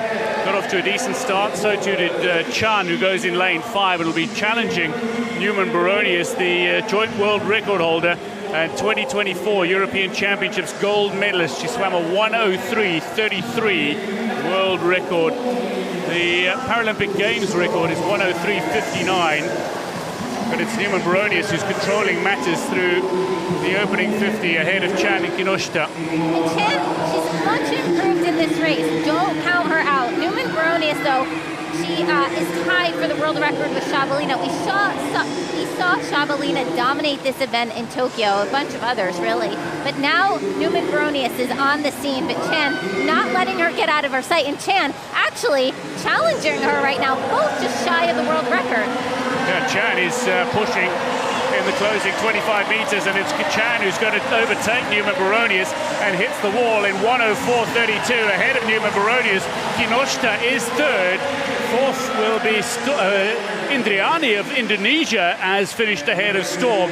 That's brilliant from Suji Indriani. He was fourth at the Asian Parapan Games. Chan Yu-lam of Hong Kong, China,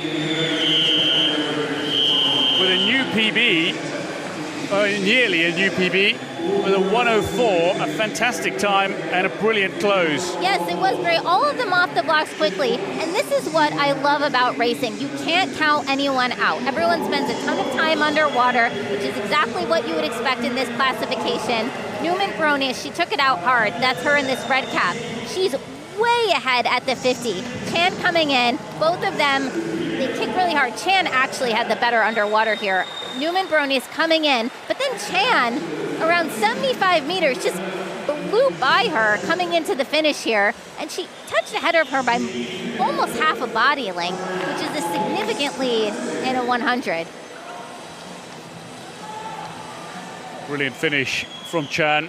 Touches ahead of the athlete from Great Britain. 1:04 and 1:05, the top two times. Chan ahead of Newman Baronius. Second heat in the women's 100-meter butterfly S14 features the joint record holder Valeria Shabalina, who goes in lane 4. She was the gold medalist in Tokyo. Silver medalist Paige Leonard of Australia goes in lane 6, and Louise Fiddis of Great Britain goes in 3. That's a really good start from Fiddis, the 23-year-old, fourth at the World Championships this last year. She needs to start posting time sub 1:06 again with a little more consistency. But Poppy Maskell has got off to a brilliant start, the 19-year-old bronze medalist at the 22 World Championships and silver last year in Manchester. Her underwater is supreme, but in the stroke, she's not being caught by either Leonard or Shabalina through the opening 50. No, Maskell is out way ahead. She's way ahead at the 50. Shabalina, I expect Shabalina is going to come back on her now. This second 50 is where the 100 fly starts to hurt. Paige Leon also very quick in this event, but right now it is all Poppy Maskell. So Poppy Maskell, 25 meters to go in the pool, and she's a body length ahead of Shabalina at the moment, the gold medalist, three-time Paralympic Games gold medalist, 2019 world champion as well. She did claim silver at the European Championships, though, this past year, but the joint world record holder is being left behind, and Poppy Maskell is heading towards a Paralympic record, perhaps. She touches in 1:03.66, so just outside Paralympic record time, but that is a massive PB, nearly, for a host of swimmers in this race. A very fast time overall. 1:03.66, Poppy Maskell. We know she's capable of doing those sort of times with regularity, but the teenager has touched first ahead of some very experienced campaigners. Poppy Maskell, not the first one off the blocks here, but look at her underwater kick. She actually pops up very well ahead of other people, and she led this race from start to finish. Here she is. You can't even see her. She's so far out ahead of Paige Leonard and Shabalina here. She comes off this wall. Very good underwater kicks. Coming into the turn, you see Paige Leonard. Leonard also has an excellent underwater. But then Maskell coming in at the end. She was chasing the world record. She was only about 3/10 off of it. Here she is so close. Shabalina trying to catch up, but was not able to during this preliminary swim. It would be awesome if this world record was broken tonight. You know that Poppy Maskell wants it. Oh, Maskell wants it, Newman Baronius wants it, Leonard, Shabalina, Chan. It is going to be a sensational final, but Poppy Maskell has taken heat 2 in the women's 100 fly S14. Maskell with a 1:03.66 ahead of Shabalina by nearly 2 seconds. Paige Leonard third. This is the women's 50. What those times mean is that Ruby Storm, the Australian who was bronze medalist in Tokyo, is not going to qualify for the final. Advancing to the final is one Australian in Leonard, Fiddis, Newman Baronius and Maskell, 3 Great Britain swimmers. Chan looks good for a challenge for gold. Shabalina, the defending champion, and Indriani of Indonesia is into the final with a 1:09.71. Watch out for Kinoshita as well. Closes so incredibly quickly.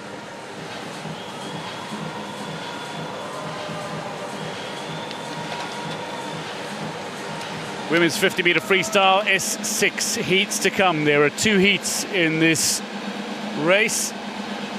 World record holder Anna Hontar will go in the second heat. Star list for the first: Thurmer, Guerrero, Do Amaral, Chang, Newkirk, Zhu and Schott. Now, one to watch here is the 14-year-old. She turned 14 this month, Mariana Guerrero. She's one of the most promising swimming talents to come out of Colombia in recent years. 3 golds at the Pan American Games in Santiago last year as a 13-year-old. She will go in lane 2. Maya Thurmer, the flag bearer for Malta at the opening ceremony, goes in lane 1. Getting away in the 50 freestyle, it's Zhang who gets off to a superb start. 4th in Tokyo, 2 golds though. The reigning 50-meter freestyle champion at the Asian Para Games. She finds herself leading the way ahead of Shelby Newkirk, the 28-year-old who was 3rd at the World Championships last year. Somebody who's such a consistent performer and coach as well. The swimmer from Saskatoon, Lasers Swim Club. Newkirk is looking good for 2nd, but Zhang is posting a really quick time. Will it be sub 33 seconds? It is! It's a new Paralympic Games record. Zhang sets it as she goes sub 33. Newkirk touches 2nd, and Do Amaral of Brazil touches 3rd. So Paralympic record for Zhang, 32.70.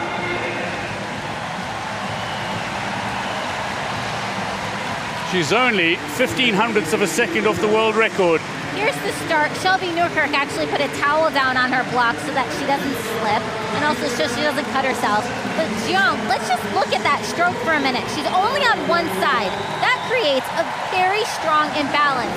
And so she only stays on that one side, and she has to continue to kick in order to ensure that she keeps going. A Paralympic record that was previously set by Mareshko from Ukraine. Anna Hontar now owns the world record. Zhang's going to be a very strong contender during the final for the gold. Paralympic record, Zhang, only the 2nd time she's sub 33 seconds, and it's a 32.70 ahead of Shelby Newkirk. Mayra Do Amaral finishes 3rd.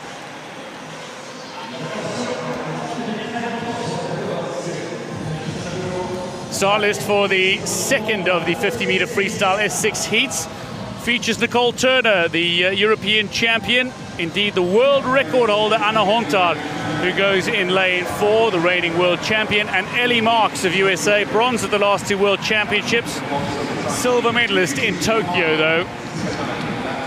Nora Meister, very much more a 400-meter freestyler, but somebody who's improved in the shorter distances. 2nd at the European Championships, Meister.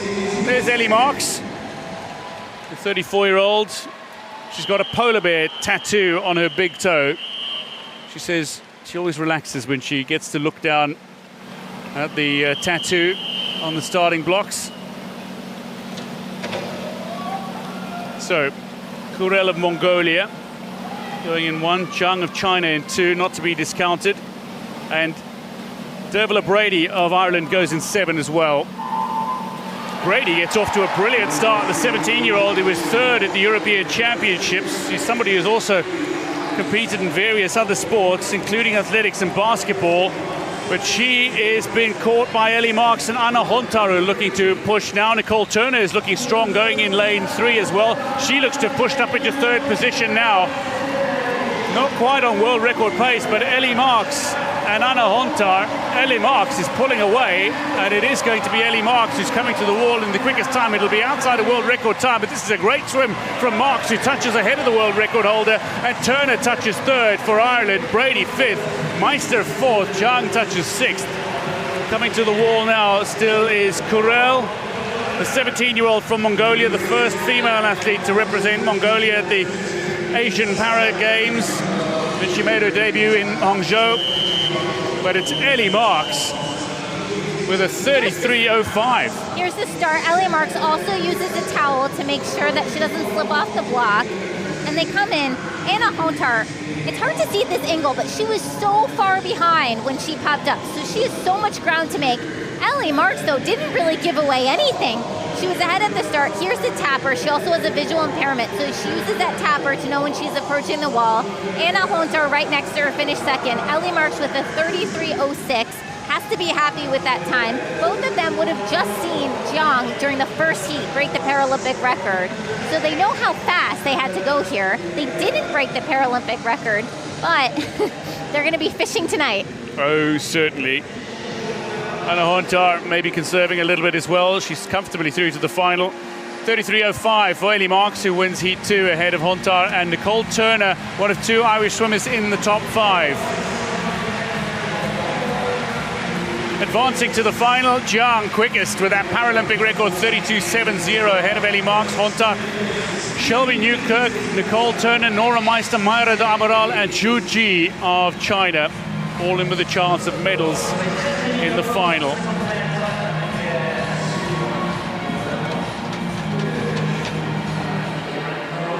This is one of the most intriguing of all the races, and certainly most captivating and exciting. It is the men's 50-meter freestyle S10. The great Brazilian Andre Brasil with the world record that he set at the Paralympic Games in London at 23.16. But we've got Thomas Gallagher, who was 5th in Tokyo, 7th silver medalist at the World Championships, who goes in lane 4. Igor Nimchenko, 4th at the World Championships, but the European Championships gold medalist, goes in lane 5 for Ukraine. Fernando Liu, who is one of the most impressive swimmers to emerge from Canada in recent years, just 17, somebody who was a silver medalist at the Pan American Games in Santiago. Yassin El-Dermadesh of USA, the 20-year-old, bronze at the Pan American Games in a race that Liu came back in so strongly to take silver in. Zaid Hasbi of Egypt goes in lane 2, and Minai Akito of Japan goes in lane 7, the 21-year-old, bronze at the Asian Para Games in 2022, where he won 2 gold medals overall. Now, this is a race that could see swimmers go well below 24 seconds, and somebody who's done well below 24 seconds this season is Thomas Gallagher, who looks to lead off good underwater. Once he popped up, he was in front. Hasbi is looking strong, going for Egypt in lane 2.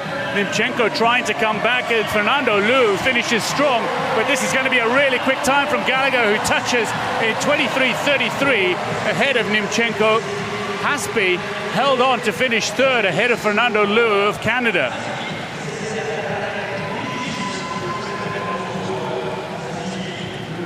What a swim from Thomas Gallagher. 23.33.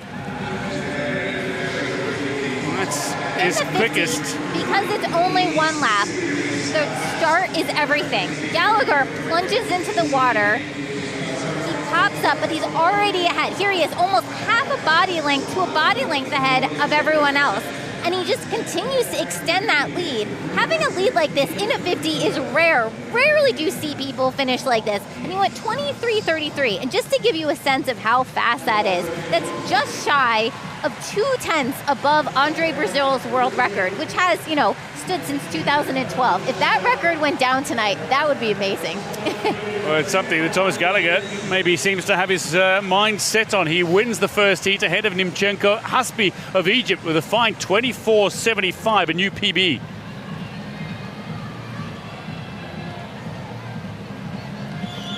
Athletes across the 2 heats, meaning we lose 5 for tonight's final races. Well, Felipe Rodriguez, Felipe Melo, a man who has dominated the S10 classification for a number of years, will go in this heat. Second heat of 2 in the men's 50-meter freestyle S10 features French-born David Levesque representing Spain, Stefano Raimondi, Rowan Crothers, champion in Tokyo, bronze medalist Felipe Melo, and Grigorev of neutral Paralympic athletes. He goes in lane 6. Alan Nogorzalek of Poland goes in lane 7. But Raimondi was very unlucky to finish outside the medals. He finished 4th in Tokyo. 2019 world champion in this event, though, Raimondi.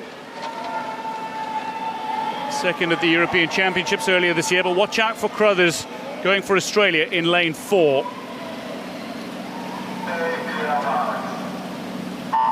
Crothers Not the best of starts from the man who won the last 2 World Championships from Australia. He's very capable of going sub 23.50, but he's got plenty of room to make up on Raimondi here. Raimondi with a great underwater and into his stroke led through 25 meters, but he's been caught by both the Brazilian Felipe Melo and Rowan Crothers. Who's it going to be at the wall? It's slightly slower, but Raimondi maybe just holding on. Raimondi ahead of Melo and Crothers, but a blanket across the top 3. All finishing sub 24 seconds. 23.77 wins it by 1/100th of a second from Felipe Melo Rodrigues of Brazil. What a swim. Slightly slower than the first heat, but still nothing wrong with that swim from any one of these racers. Crothers touching 3rd. Here's the start. Crothers had a slower reaction time than the rest of the field, not unexpected for him due to his impairment. But Raimondi really out there ahead.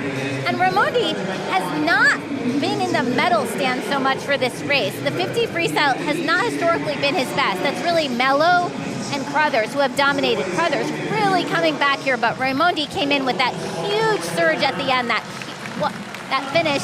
He really dove in ahead of everybody else. That heat, though, was not as fast as the first heat. 23.77 here was the winning time, 23.33 from Gallagher in heat 1. So this heat, not as fast. Well, 1/100th of a second separating the top 2 and 11/100th of a second separating the top 3. Raimondi ahead of Melo, ahead of Crothers. Grigorev takes 4th. Levesque, 25.31, is not going to make the final, disappointingly, for the 40-year-old Spaniard who was born in France. Advancing to the final, Gallagher with that blistering 23.33 ahead of Raimondi. Melo Rodrigues 3rd. Crothers, the defending champion, 4th. Nimchenko, Grigorev, Haspi and Liu of Egypt and Canada into the final as well.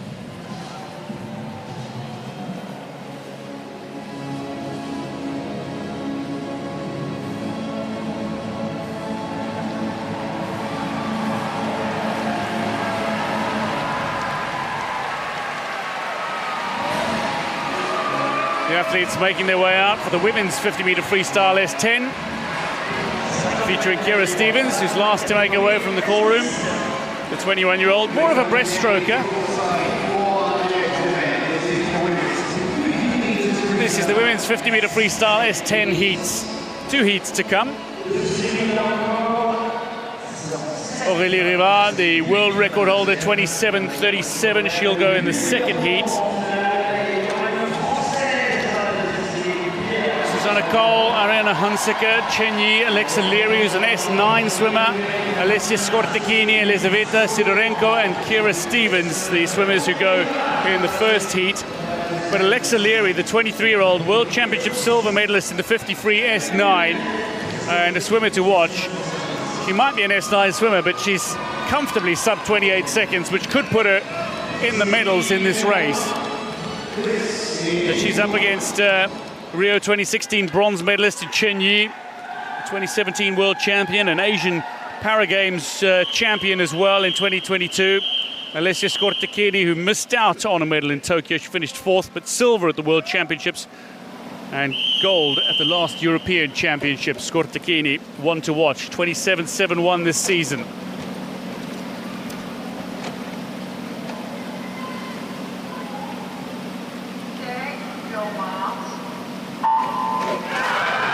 Great start from Skortekini, gets away really well, uses a little bit of an underwater, comes up ahead of Leary and Sidorenko. Chen Yi is looking really strong as well, going nicely in lane 3, and it's Chen who's leading the way through the opening 25 meters. Leary is looking to push back now, the S9 swimmer, and is coming into her own. Just falling a little off the pace now is Chen Yi, but Leary is pushing Chen and Leary to the wall. What time? 27.69. Leary ahead of Chen. What a swim. The S9 swimmer pips all the S10 swimmers in the race. That is a phenomenal time from Leary. Not the first time, though, she's gone sub 27.7. But that is a new Paralympic record in her S9 classification. And here at the start, you can see Alexa Leary had assistance on the block. She's a 9 in comparison to the rest of the swimmers who are 10s. Chun went out for the early lead. Alexa Leary had some ground to make up coming off of that start. But look at this finish. So close. She finished with a 27.69. She's not really close to the Paralympic or the world record here. World record from Sophie Pascoe. But look at this finish from Alexa Leary. Only 4/100ths faster than Chun. And even she's surprised by that finish. Alexa Leary, Paralympic record in the S9 classification, 27.69, ahead of Chun-Yi and Alessia Scortechini. Kira Stevens finished fourth, 28.36. The second heat in the women's 50-meter freestyle S10 features the gold medalists from Rio in Aurélie Ribard, bronze medalist in Tokyo. Mariana Ribeiro, though, the 29-year-old Brazilian, will go as well in lane 5. There's much cheering for Emmeline Pierre, who goes in lane 2 for France. Bronze medalist at the World Championships in Manchester last year. She goes in 2.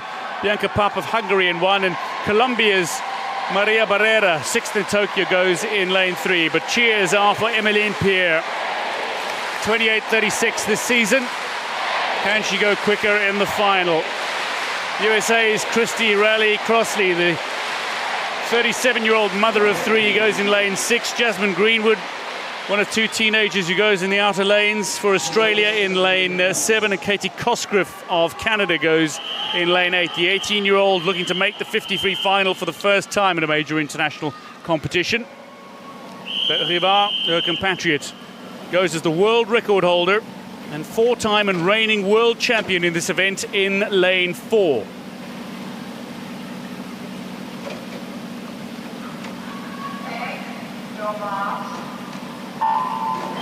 Ribeiro and Raleigh Crossley are both S9 swimmers, but Rivard gets away to a really good start. So too does Ribeiro, and Pereira alongside her. Pierre in her stroke seems inspired by the crowd encouraging her, and she's very much in the mix for a top 3 position at the moment. So too is Raleigh Crossley. Aurélie Rivard is a little off her world record pace, but somebody who's well on it is Raleigh Crossley of USA, who looks to come to the wall first in world record time. It's a 27.28. A remarkable moment for Christy Raleigh Crossley, a 37-year-old mother of 3 who only recently took up para swimming, has now in this second heat smashed the world record and beaten the great Aurélie Rivard in the heat. What more to come in the final, perhaps? With this heat setting the arena alight with a blistering run from Raleigh Crossley. Now, Raleigh Crossley, also remember, she is an S9. Aurélie Rivard is an S10. Look at them here. Very fast, very bunched together, but now coming into the end, Christy Raleigh Crossley, she's visually impaired, so she gets the tapper right at the end. Wow, that was an amazing swim, world record. You know, there was a lot of commentary about how there weren't a ton of world records during the Olympics. Well, I don't think that's true anymore. Oh, yes. Confirming the results, Emmeline Pierre does hold on for 3rd ahead of Jasmine Greenwood. Aurélie Rivard, 27.38. She finds herself 2nd behind Christy Raleigh Crossley, who broke the S9 world record at 27.28. She's just broken the great Sophie Pascoe's world record in the S9 classification, and it's quicker than Rivard's world record in the S10. Christy Raleigh Crossley qualifies quickest ahead of Rivard. Alexa Leary, also an S9 swimmer, will go alongside Raleigh Crossley. Chun-Yi, Alessia Scortechini. This is a stacked final. Oh, wow. What are we in store for tonight? I can't believe she broke Sophie Pascoe's world record. Sophie Pascoe's world record, the S9 classification, was one that was expected to stand for a long time. Guess not. Wow.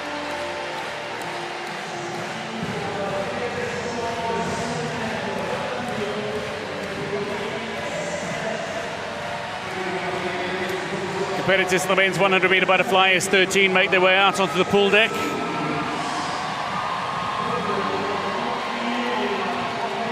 Two heats to come in the men's 100 butterfly S13.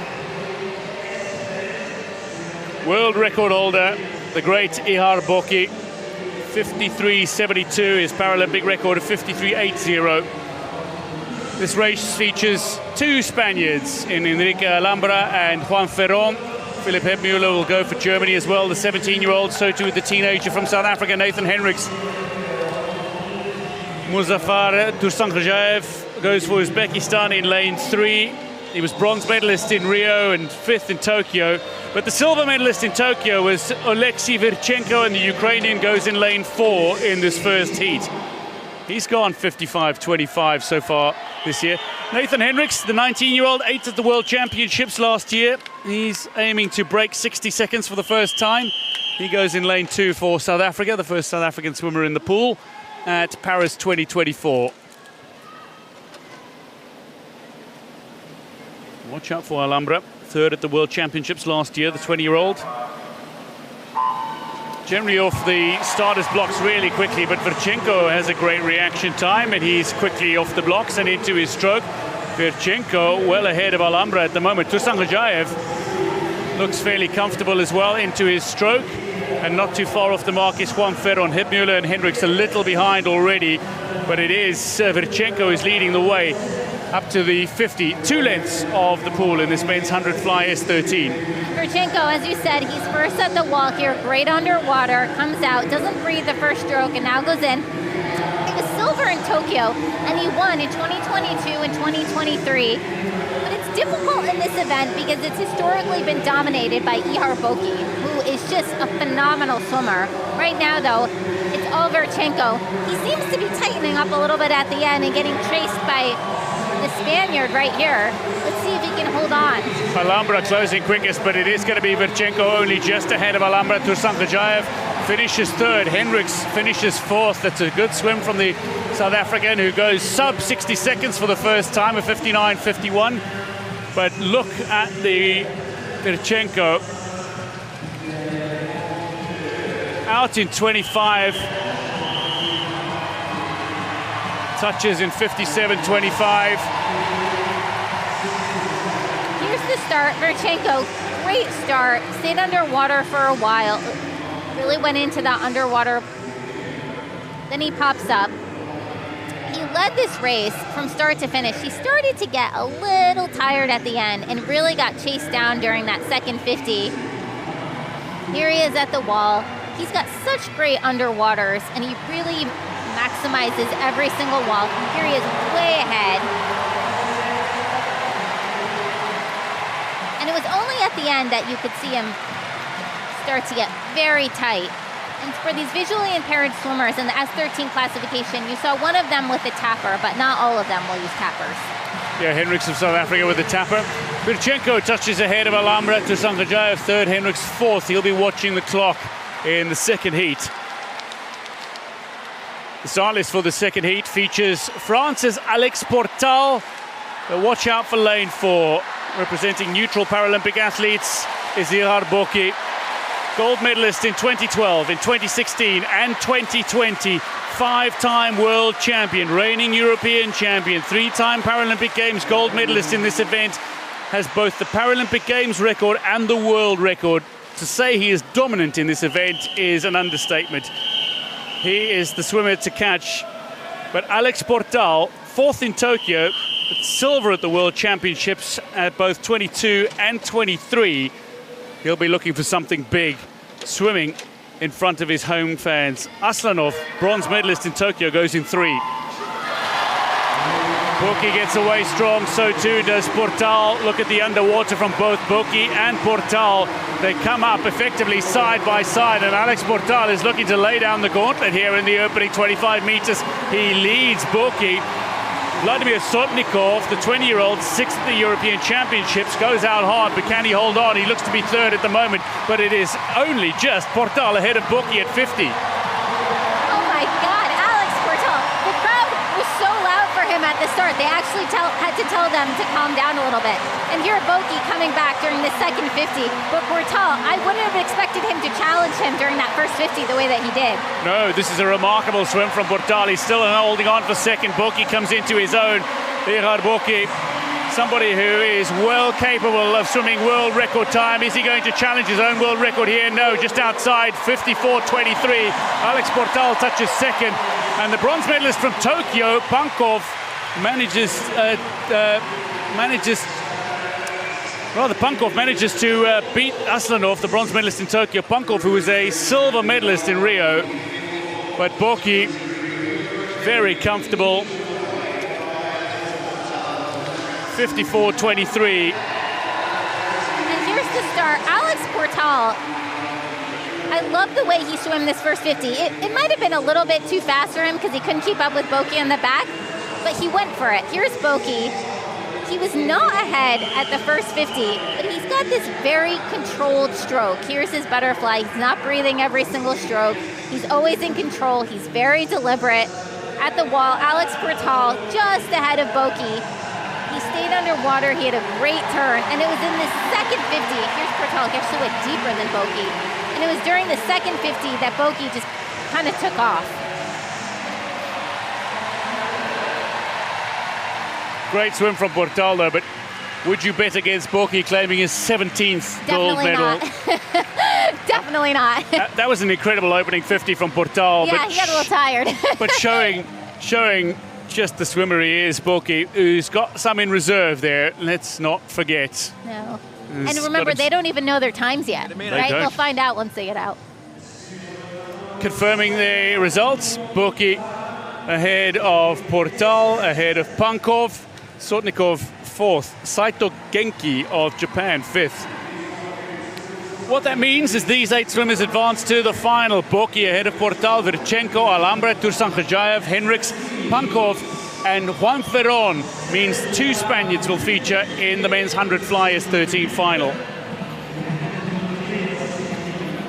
Here is one of the all-time greats in swimming, the 39-year-old Maria Carolina Gomes Santiago, the 2-time world champion. Women's 100-meter butterfly S13 heats, 2 to come. There are a host of S12 swimmers who go in this classification as well. But the world record holder in the S13 classification is Carlotta Gili. She goes for Italy in heat 2. In the first heat, however, 2 Brazilians, 2 Americans, 2 Spaniards, Joanna Mendak of Poland and Aleksandra Ziablitseva representing neutral Paralympic athletes. She missed the final at the European Championships, somewhat surprisingly. Mendak, though, is the S12 world record holder. That swims now as an S13. Gomes Santiago goes in 5. But watch out for 22-year-old Grace Newfer, who's gone 103.82 this year. She's certainly made terrific strides in improving her fly times. Recently has Grace Newfer, the American, who goes in lane 4 alongside Olivia Chambers, also of USA, the 21-year-old who was bronze medalist at the World Championships last year. Maria Gomes Santiago goes in lane 5 for Brazil, wants to be leading the way. Mendak is off to a really strong start in 7 as well. Yep, the 2 Americans in the middle, they're doing well. Here's lane 4 coming in first, that's Newfer. What you see in this class, though, it's a combined classification, it's a combined heat, so it's S13s and S12, so they have different ranges of visual impairments. That's why you see at the end, some of them have tappers, and then the tappers will again appear at the finish. It tells them when they're approaching the wall so that they know when to turn or they know when to stop swimming, really. But Newfer, she is way out ahead. Well, she's certainly great off the wall, is Grace Newfer, but the 22-year-old business student at University of Akron finds herself leading by several body lengths, and she's coming to the wall in a really fast time. Grace Newfer, 103.95. Who's second, though? Chambers just ahead of Mendak. Delgado touches 4th, and Gomes is only 5th in this race. Grace Newfer, what a swim. 103.95. Not a PB, but not far off it. So the 2 Americans go 1-2 in this. Look at this. I love it when they do this. Here's the start. I would have expected Gomes Santiago to be out a little bit harder during prelims, but Newfer, she went out fast. And she led this race from start to finish. She's not breathing every stroke. It's very controlled. She did control the first 50, which is so important in the 100 fly. And here she is. She's already first, coming into the wall. Great turn, excellent streamline, kicks a few times. But look at her, she's 2 body lengths ahead of everyone else.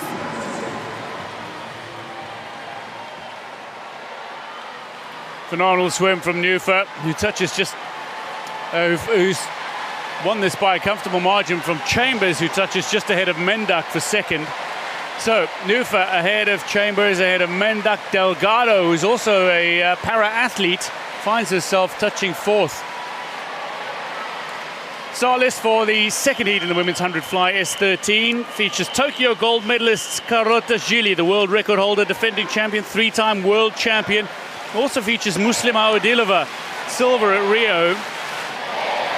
It's somebody who is a quality swimmer over this distance. Shoksang Machon Toshpulatova, fourth in Rio and in Tokyo, but the 2019 world champion, looking for some success. Ireland's Roisin Nirian, the 19-year-old from Limerick, has been swimming well over this distance. She's looking to go sub 106.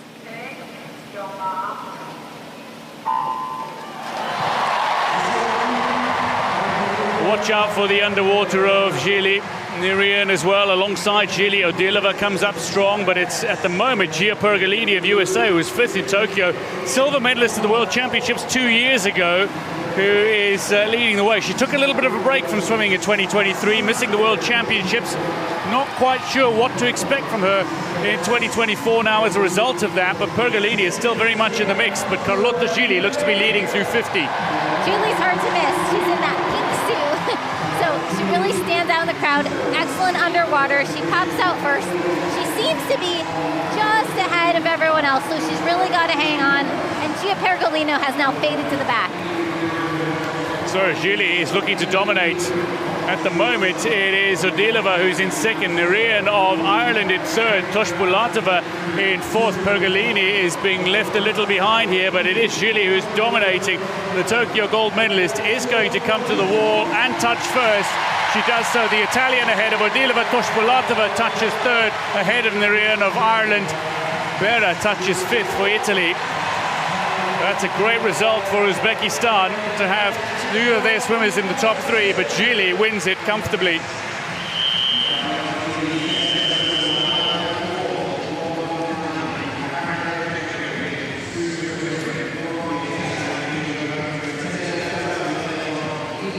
Gili, a mix of starts here.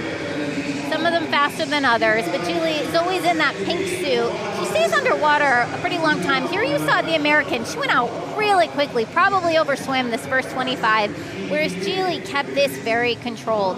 She wasn't out super far ahead. Here she is coming into the wall.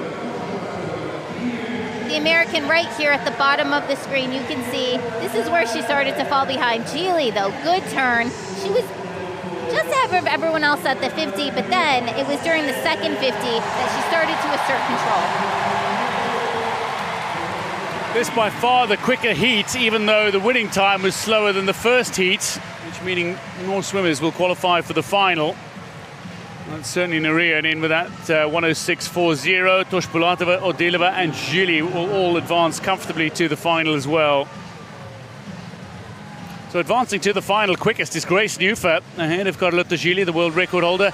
Muslima Odilova and Choksan Monkhon Toshpulatova will finish all race outside of the two favourites in 4 and 5. Roisin Nirian of Ireland will be looking for a medal as well. Well, the men's 200-metre freestyle S5 is next to be contested.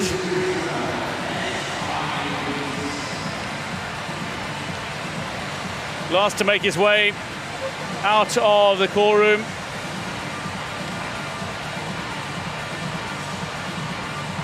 The Malaysian, he'll go in 6th. Zulkifli. The heats for the men's 200-metre freestyle S5.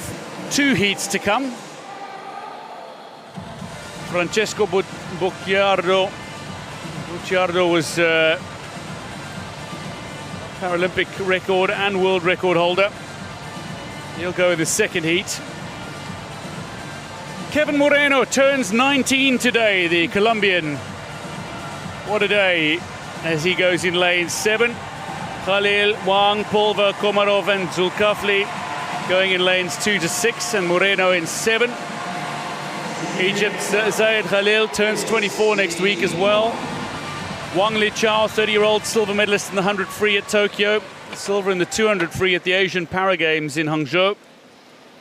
Kirill Pulver, though, 21-year-old, silver at the European Championships earlier this year. Alexander Komarov going for Ukraine in 5. Swims without a swim cap.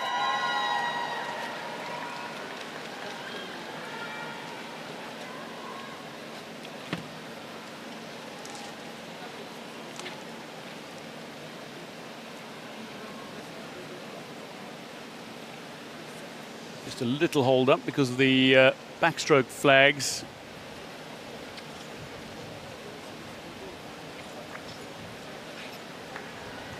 That are going to be placed 5 meters out. So this is the freestyle. And while many swimmers will swim front crawl, there are some that will swim backstroke. Freestyle effectively means you can swim any stroke. And what is referred to as the freestyle is more formally known as the front crawl. So the flags are in position. Swimmers are at the ready. The men's 200-meter freestyle S5 to get underway. Closest to your screen is Moreno, the 19-year-old who was bronze medalist at the Pan American Games in Santiago last year.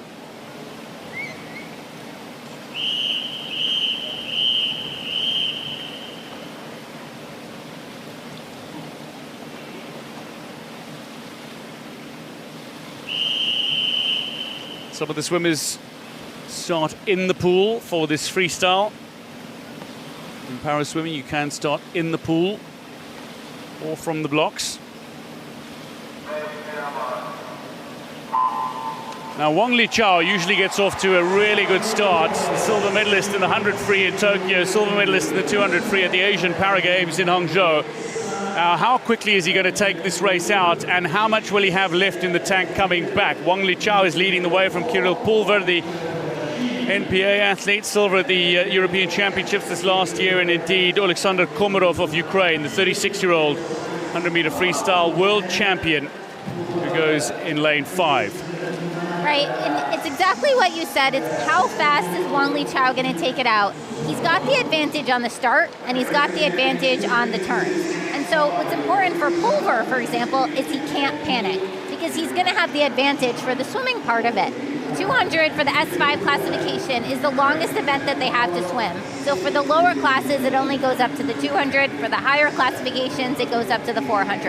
And right now, Pulver is coming up on Wang Liqiao. Pulver is relatively new. 2024 was probably one of his first, if not his actual first, international competition. And he's now in the lead. So Pulver it is, the 21-year-old who makes his way up to the wall at 100.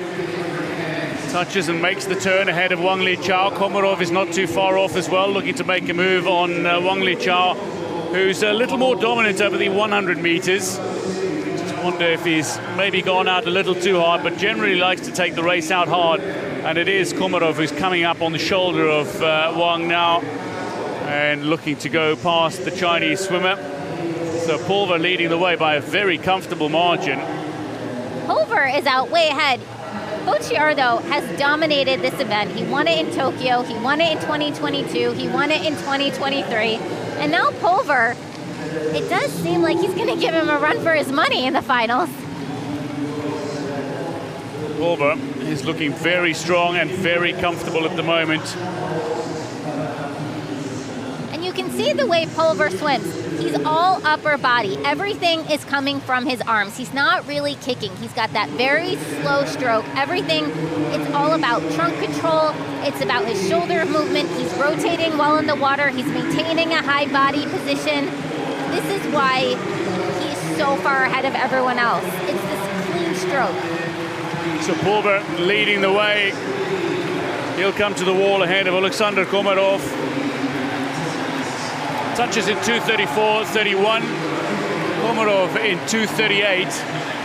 And Pulver ahead of Komarov. Touching third will be Wang of People's Republic of China. Khalil Zayed, will he touch fourth? Indeed. Zayed Khalil of Egypt touches fourth. Seventh at the European Championships that he swam as a warm-up. It was an Open Championships. Swam that as a warm-up. Kirill Pulver.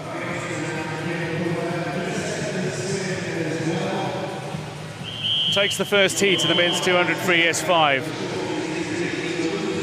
And here at the start, you see the variability and the different starts. It's Wang Liqiao who is way out ahead. He has the advantage with his legs and uses the underwater kick. During the first 50, he was out so far, way out ahead of everyone else, and used just a freestyle flutter kick. But as the race went on, he couldn't keep up with Pulver, who started to take control. Pulver is able to use both of his arms. He's very controlled. He has the strength. He can move more water as the freestyle flutter kick of Wang Liqiao started to fade.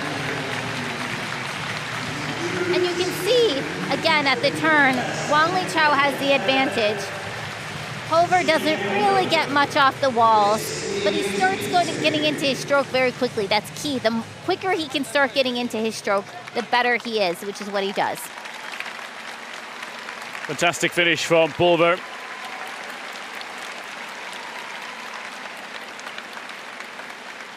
Excellent rotation of the shoulders, wonderful position of the elbows, big pull, and he touches ahead of Komarov. Wang third. A great swim from Zayed Khalil, the Egyptian. He's fourth. Confirming the results, Moreno touches sixth on his 19th birthday, but it's Pulver ahead of Komarov, ahead of Wang.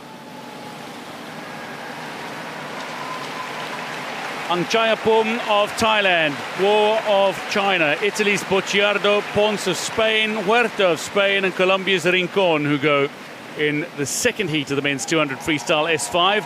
Bocciardo, the gold medalist from Tokyo, who goes in 4.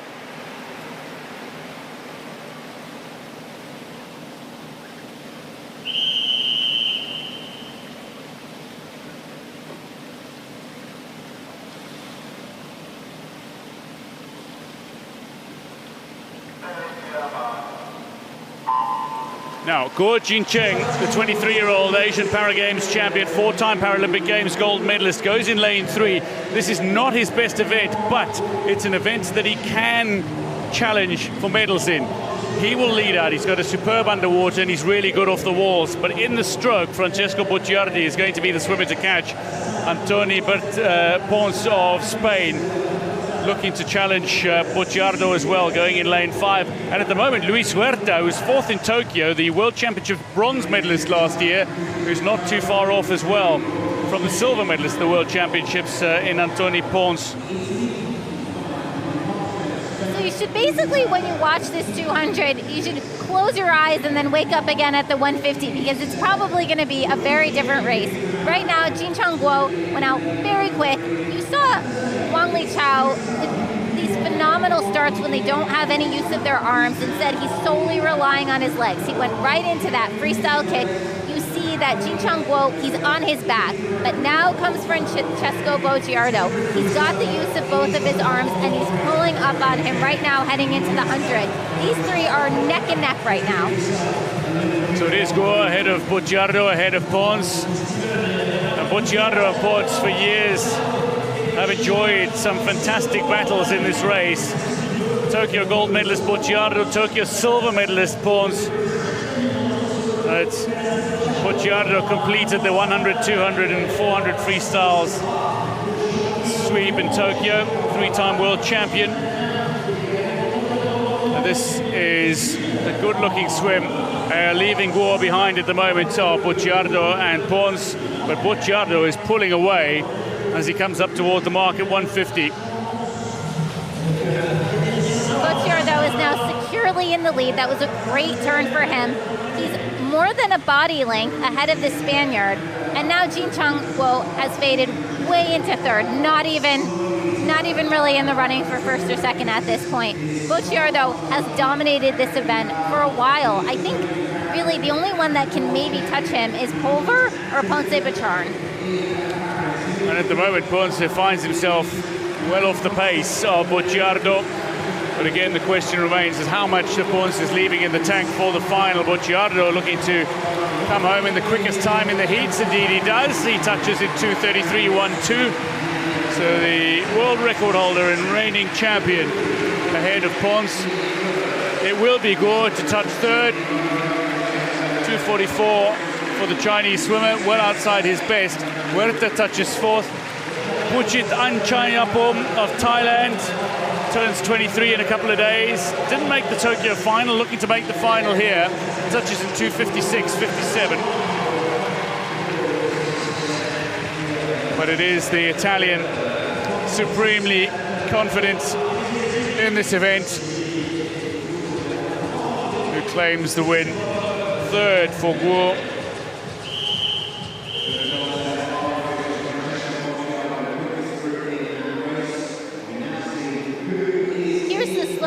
Look how far Jean Chang-Guo gets off on his start. He's underwater. He really almost goes up to the 15-meter mark. And he's way out ahead at the first 50. And I said you could basically close your eyes and open them again at the 150, which is kind of what happened. And here's Bocciardo, passes him at the 150, goes right by him, and Ponce-Bacharn from Spain right there with him. And after this 150, Jean Chang-Guo faded way to third, and Bocciardo took it from here. He's very controlled, he's very smooth. He went 2:33.12, which was just about a second faster than Pulver from the first heat. And Bocciardo owns the world record in this event, and I suspect he's going to want to challenge it. I certainly believe that that's going to be the case as well. Bocciardo comfortably ahead of the Spaniards, Ponce and Huerta. Guo third. But Bocciardo against Pulver is going to be one to watch in the final. Second heat in the men's 200 freestyle S5. Bocciardo ahead of Ponce. Guo third. Huerta fourth. He should get into the final, Huerta. Advancing to the final, Bocciardo ahead of Pulver, Ponce, Komarov, Guo, Wang, Huerta and Zayed Kahil of Egypt into the final.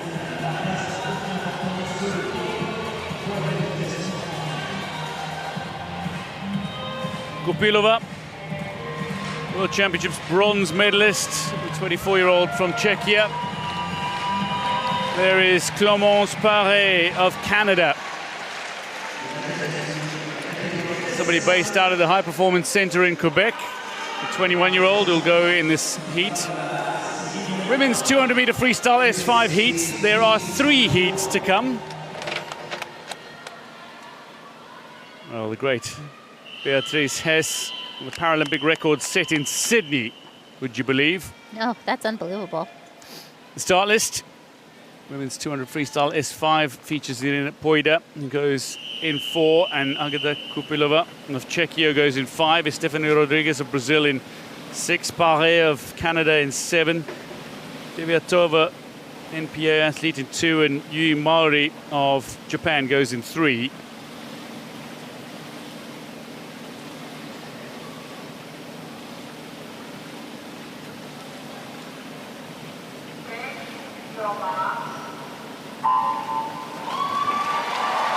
So several swimmers in this first heat will be looking to go sub 3 minutes. Only Irina Poida really has gone sub 3 minutes with any sense of frequency in recent years, and indeed is leading the way. The 26-year-old Ukrainian European Championship silver medalist in this event. Agata Kupilova alongside her was the bronze medalist at both the World Championships last year and the European Championships in April. But Deviatova and Yui are NPA and Japan, challenging for 3rd at the moment, ahead of Estefany Rodriguez of Brazil, who goes in 6th, and Palais of France is some way off the pace through the opening 50. Irina is way out ahead of everyone else. She's got clean water to the left and the right, and I'm really liking how she looks right now. Her body position is very straight. She's rotating well, but she's not thrashing. Her head not really moving so much. Her hips are up, and you can't even see anybody else on her screen. At the moment, some way back is Agata Kupilova, a law student, incidentally. Finds herself swimming at these Paralympic Games, but Poida is well ahead of the Czech swimmer. She's gone 2:54 this season and will look to go faster than that in the final should she qualify for the final.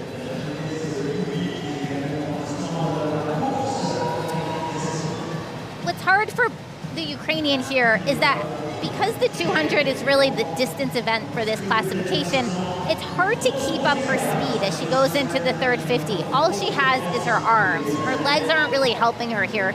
They're kind of floating behind her. And so she has to be able to keep up her stroke rate, her speed, and every time here she is approaching the wall, she actually loses all the speed that she has because she can't push off the wall. But what's remarkable then is as soon as she starts stroking and gets back into it, she then picks up her speed, and the quicker she can get into the stroke, the better. Well, looks superb in the stroke, does Irina Poida here. Leading the way by a very comfortable margin from Kupilova.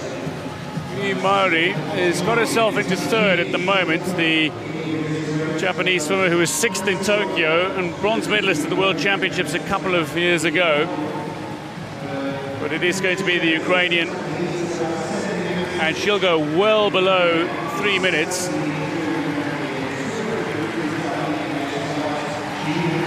So comes to the wall in a very comfortable 2:52.04. So 3 heats in the women's 200-meter freestyle S5. This is the first of them. That should be a time quick enough to qualify for the final. Kupilova is second and Yui touches third.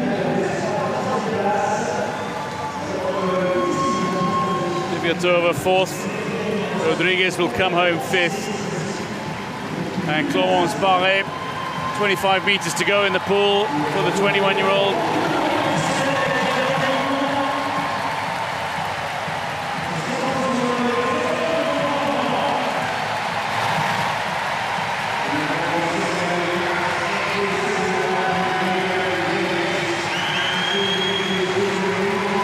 So much appreciation for each of the swimmers from every country. Although the French swimmers get an additional cheer, it's an excellent reception for Paré as she makes her way to the wall. 3:57, somewhere outside her best. And I think that reaction tells a bit of a story. Irina Poida, though, is the winner of the first heat in 2:52.04. Here's the 200 free for the S5, so you can see some of these swimmers have assistants, some of their coaches were holding their arms and making sure that they don't start swimming before the actual start of the race. But Poida was so controlled from start to finish. She was really by herself, and here she is. This is the 100. You see the turn and she approaches it. She loses all the speed that she had coming into the turn because she can't push off. But what's amazing is that as soon as she starts stroking again, she picks up basically almost immediately. She has to build up a little bit from where she started off and comes back in. She touches here. She had clean water on both sides. She went 2:52, which is about over 2 seconds faster than her sea time. So she's got to be happy with that. Certainly looking to lay down a bit of a marker here in the first heats. Well, there are swimmers to come in the second and third heats that have the ability of going comfortably sub 3 minutes. A 2:52 time is laying down a bit of a gauntlet. Only really Buggioni and Kearney who can swim down that time. Yeah. So Poida with a fine 2:52.04. Such as well ahead of Kupilova. Mari. I'll be watching the time for the next 2 heats.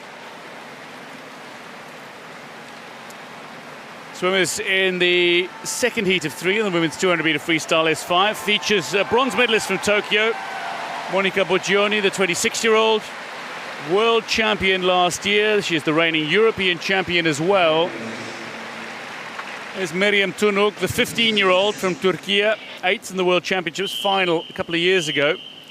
And Lydia Vieira da Cruz of Brazil will go in lane 3. She's an S4 swimmer, same as Tanja Scholz, who goes in 5 for Germany, the 40-year-old who's world record holder in the S4 classification. She's capable of going sub 3 minutes, undoubtedly. Lydia Vieira as well, an S4 swimmer who's around about the 3-minute mark.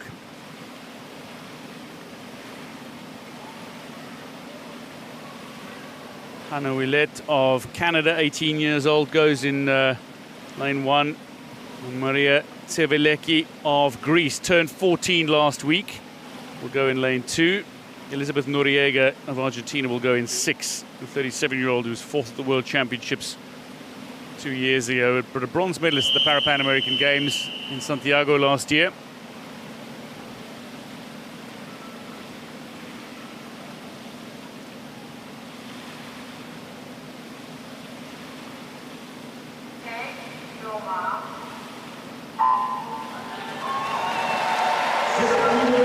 Getting away in the women's 200-meter freestyle S5. Now, Lydia Vieira da Cruz likes to take the race out hard, but has she got enough in the opening stretch to be able to challenge against the likes of Boggioni and Scholz? Certainly Boggioni, once she's into her stroke, looks imperious in this event. She'll be looking to go sub 250 easily. Tanja Scholz, though, sub 3 minutes is very much on the cards for the 40-year-old German, who, as I mentioned, is world record holder in the S4 classification and World Championship silver medalist, swimming a class up as well. And Lydia Vieira da Cruz is holding on for second through the opening 50 in this 200 free. We saw Poito in the first heat. She went out fast and she held it the entire time. That does seem to be what Boggioni is doing in this heat. She already has clean water again on both sides. She was the bronze medalist in Tokyo. She was the silver medalist in 2022, the gold medalist at the 2023 World Championships. So, you know she wants to challenge Tully Kearney, who's going to be very difficult to beat. And then on top of that, Boggiano just saw the 252 that the Ukrainian put up from the first heat. So she's going to want to try and beat that or come in just around that to make sure these 3 swimmers all want to be able to see each other heading into tonight's final. It's so important that they don't let any one of them get too far ahead, because even though we call it the distance race, it's only 4 laps. So they don't have, you know, all the time in the world to make things up. Boggioni looks to be swimming just a little slower over that second 50. Has settled into a very comfortable rhythm, and as you say, is so far ahead of any other swimmers in the pool. Tanja Scholz, though, has moved into second ahead of Lydia Vieira da Cruz. And 4th at the moment is Elizabeth Noriega, the Argentine, who goes in lane 6. But it's all about Boggioni. The reigning European champion comes up to the 150 mark and touches in 2:05.68. So well set to go sub 3 minutes very comfortably in this race. Boggioni is way out ahead. You know, it's actually hard in situations like this when you're so far ahead, especially in the prelims, because you have no sense of where you are and what your time is in comparison to everyone else. You're relying solely on your feel. In the finals, right, it's all about finishing first, but right now you want to make sure to secure your seat in the finals and also in the middle of the lane because of the 2 swimmers we mentioned before. Boggioni is making her way to the wall in what will be a very good time, 2:50.56, and that is a very comfortable win in the second heat, well ahead of Tanja Scholz, who's going to come home second, and Lydia Vieira, who's going to come home third. So 3:08.53, and Lydia Vieira da Cruz touching third. She's been steadily improving as well, the Brazilian, now 25. Noriega touching 4th. Tsevelecki Greek swimmer, just 14. In the first of her 2 events, touches 4th. Here's the start. Bogiani, not the quickest one off the start, and certainly doesn't get really much of a push off, if any, coming off. But what she does is she gets into her stroke quickly. And as soon as she starts swimming, that's where she takes over. She's led, really starting at the 50. Every single lap, she was way ahead of everyone else. Here she is approaching the wall. She doesn't really kick. She comes to the wall and immediately starts stroking again. And here she is. She's like 25 meters ahead of the person that was second. Well, a superb swim from Bogiani.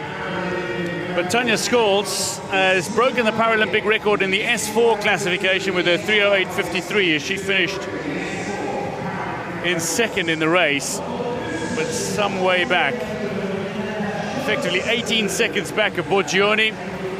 But a Paralympic record for Tanja Scholz in the S4 classification, and Lydia Vieira da Cruz with a 3:12.19.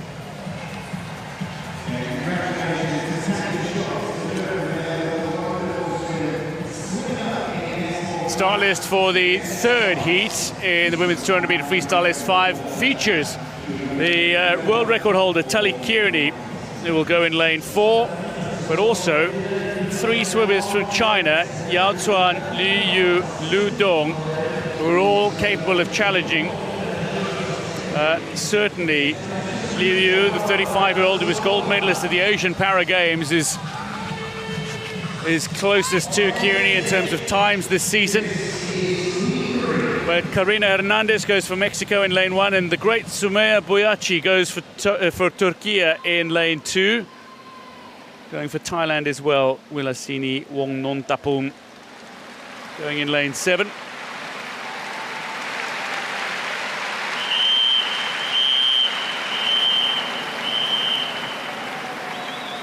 It's the last of the heats in the preliminary session on day 1 of the swimming competition at Paris 2024. 200-meter freestyle S5, 3rd heat.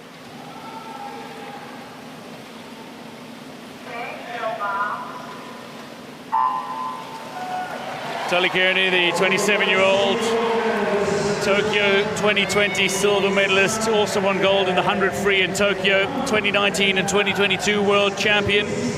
Lu Dong gets off to a really good start, but will not have the ability to hold off Kearney once she's into her stroke, and possibly not Liu Yu as well, who into her stroke fairly comfortably will be looking to go sub 3 minutes and qualify for the final. Tully Kearney already out by herself. This is exactly what we would have expected, and is what she needs to do to win. Tully Kearney, unlike the other 2 swimmers who won their prior heats, she was actually able to do a flip turn and get a little bit of a push off the wall here. Now she's into her second 50, clean water, very controlled, and you saw too on her start, she actually held on to something, and so she wasn't totally at the back because she can't really push off the wall. She got a little bit of something, and that helped her heading into that first 50. Looking to breathe through the second 50 as well is Kearney, very settled rhythm. But somebody who's also very settled is Liu Yu, who finds herself up into second and fairly comfortable now. Yao Chuan has also gone beyond Lu Dong. Yao Chuan, 4th in Rio, 5th in Tokyo, somebody who's really seeking a Paralympic Games medal, and a former World Championship bronze medalist in this event. Yao touches 3rd through the 100-meter mark as Kearney is a good 15 meters ahead of the 3rd place swimmer, with only Liu Yu anywhere close, and even then some way back, possibly 10-11 seconds back already. Tully Kearney, her world record was set in June 2022, 2:42.36. I don't think she's going to come here at this during the prelims, but during finals, I would not be surprised if there is a challenge for the world record. The race between her, Iriana Poida, and Bogiani will be a good one. Tully Kearney, though, she is, the dominant one in this event. She has for a while. She was the silver medalist in Tokyo, just out-touched, and so she's going to want to try and reclaim that gold medal here. She's certainly swimming the kind of time that'll see her post time that will feed a preferred lane draw for the final. Is it going to be Kearney next to Buttigioni or Poida? Waits to be seen, but certainly Poida and Buttigioni, the victors in the first two heats. We'll wait to see Kearney's time. So Kearney touches the wall in 2:49.40, will qualify quickest and have the second, or the preference lane 4 for the final. Liu Yu, good second place swim from Liu, 2:55, almost 6 seconds back of Kearney, still solid, as Yao and Liu now touch, third and fourth. Sumaya Boyachi touches fifth, the first female para swimmer to win gold for Turkey at the World Championships.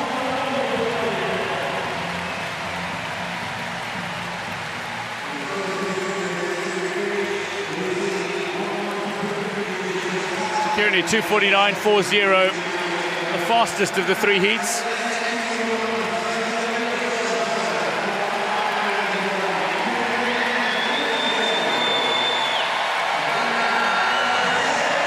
Still making her way to the wall is Karina Hernandez of Mexico.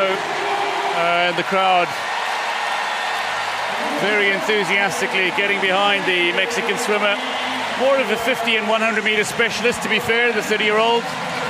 But as Kearney watches on, it is Hernandez who touches in 4:07. You can see Tully Kearney holds something when she starts, and she gets out to a very good start. She's already at this, she's not first, but she's second here because you had Lu Dong with that powerful kick. But then Tully Kearney, as soon as she gets into stroke, she takes over from Lu Dong. Very still head position, very deliberate stroke. And watch, unlike a lot of the other S5 swimmers, Tully Kearney is able to do a flip turn, and that prevents her from losing all the speed that she had coming in. She doesn't really build off the walls, but she can maintain it. Then she has a great finish, puts her head down, looks to the back, sees her time, 2:49.40. That puts her in first position for finals.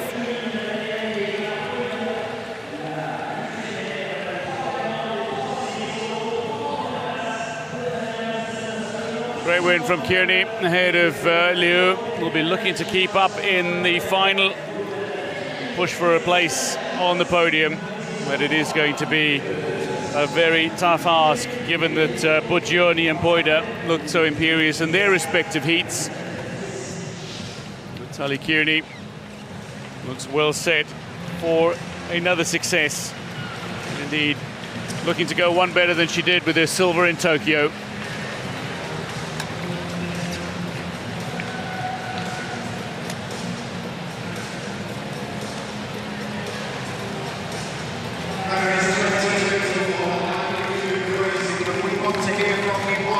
Kearney leaves the pool deck. Confirm the results of the third and final heat of the women's 200-meter freestyle is 5. Kearney ahead of Liu, ahead of Yao. Liu and Boyachi would have been watching the clock. Kearney, Buttigioni, Poida, the three quickest, all comfortably sub 2:53. Liu, Yao, Lu Dong all qualify for the final. Tanya Scholes, the S4 swimmer, is qualified for the S5 final in the women's 200-meter, and Kupilova of Czechia with a 3:06.38 makes the last 8.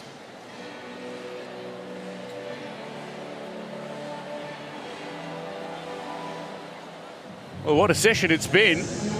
It's been a remarkable session that has seen so many great competitors in action already, from Brendan Hall in the 400 free right the way through the French swimmers, the likes of Hugo Didier, Simone Barlam as well, representing Italy.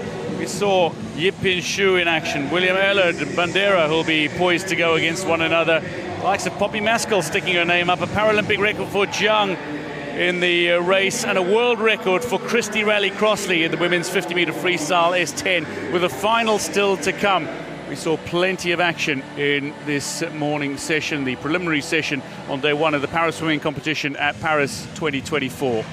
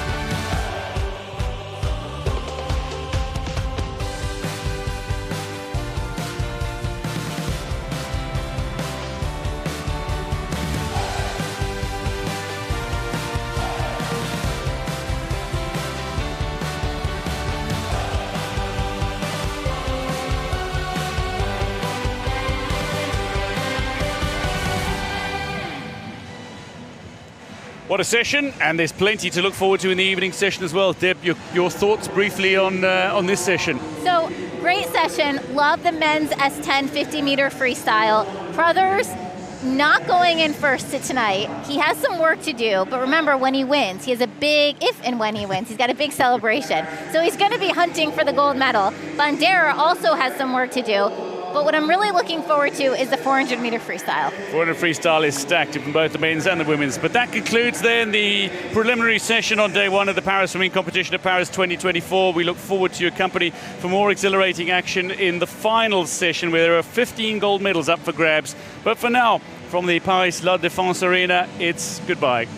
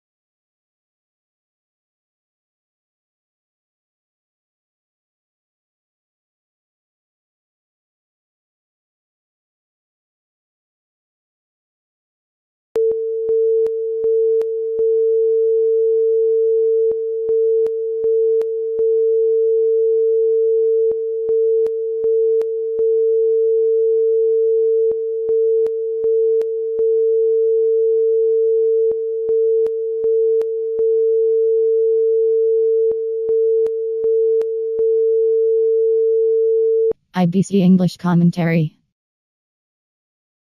Stereo mix left, stereo mix right.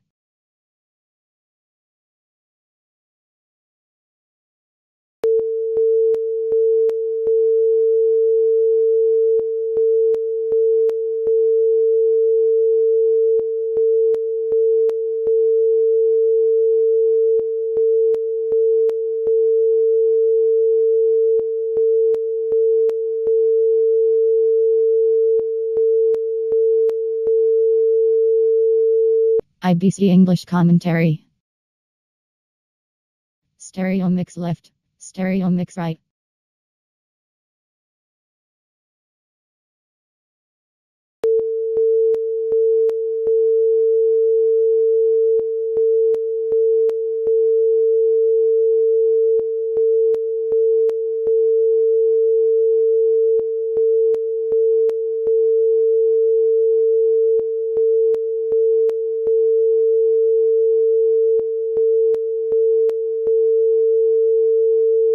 IBC English commentary. Stereo mix left, stereo mix right.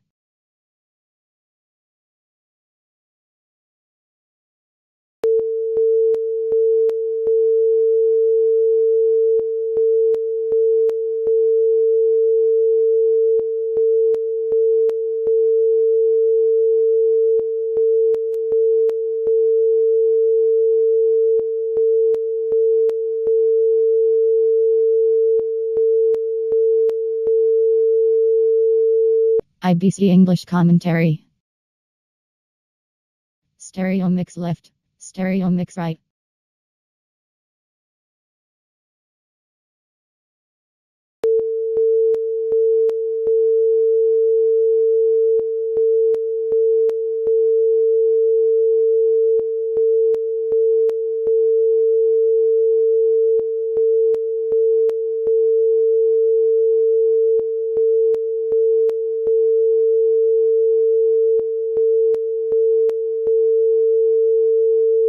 IBC English commentary. Stereo mix left, stereo mix right.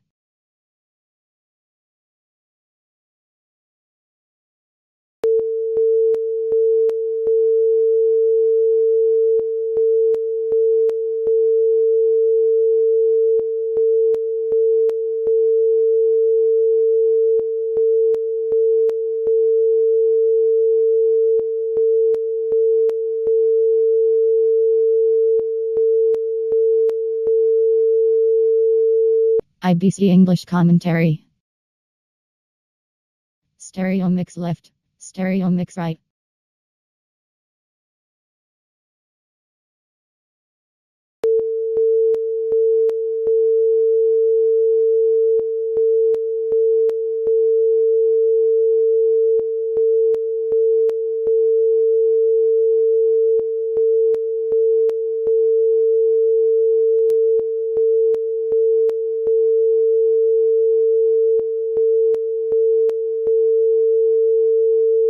IBC English commentary.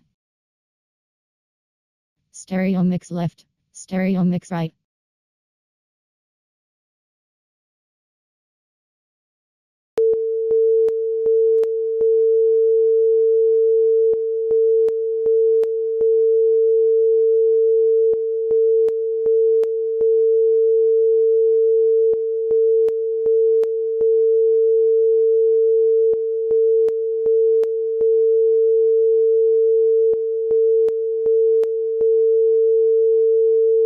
IBC English commentary. Stereo mix left, stereo mix right.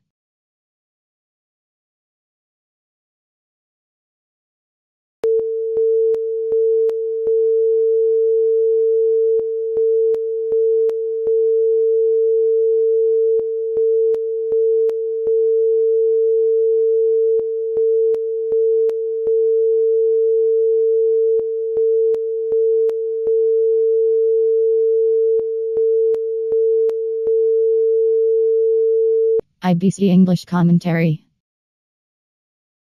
Stereo mix left, stereo mix right.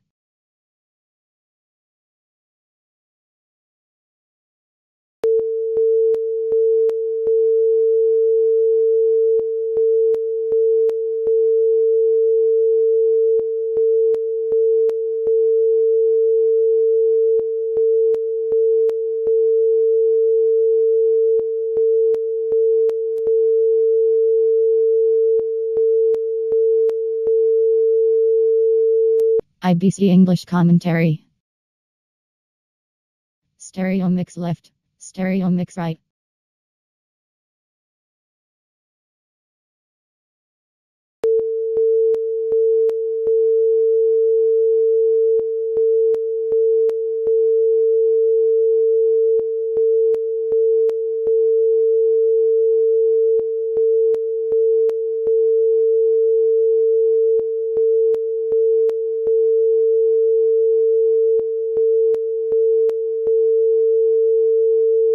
IBC English commentary.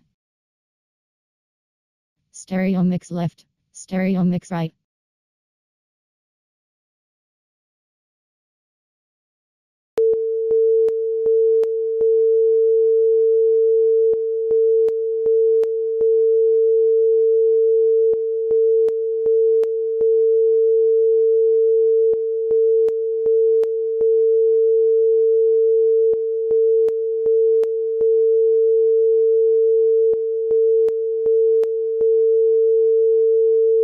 IBC English commentary.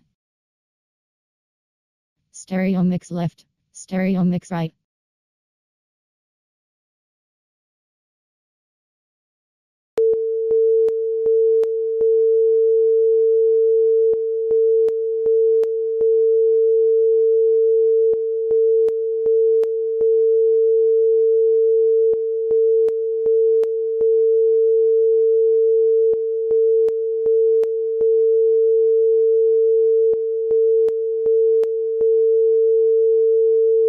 IBC English commentary. Stereo mix left, stereo mix right.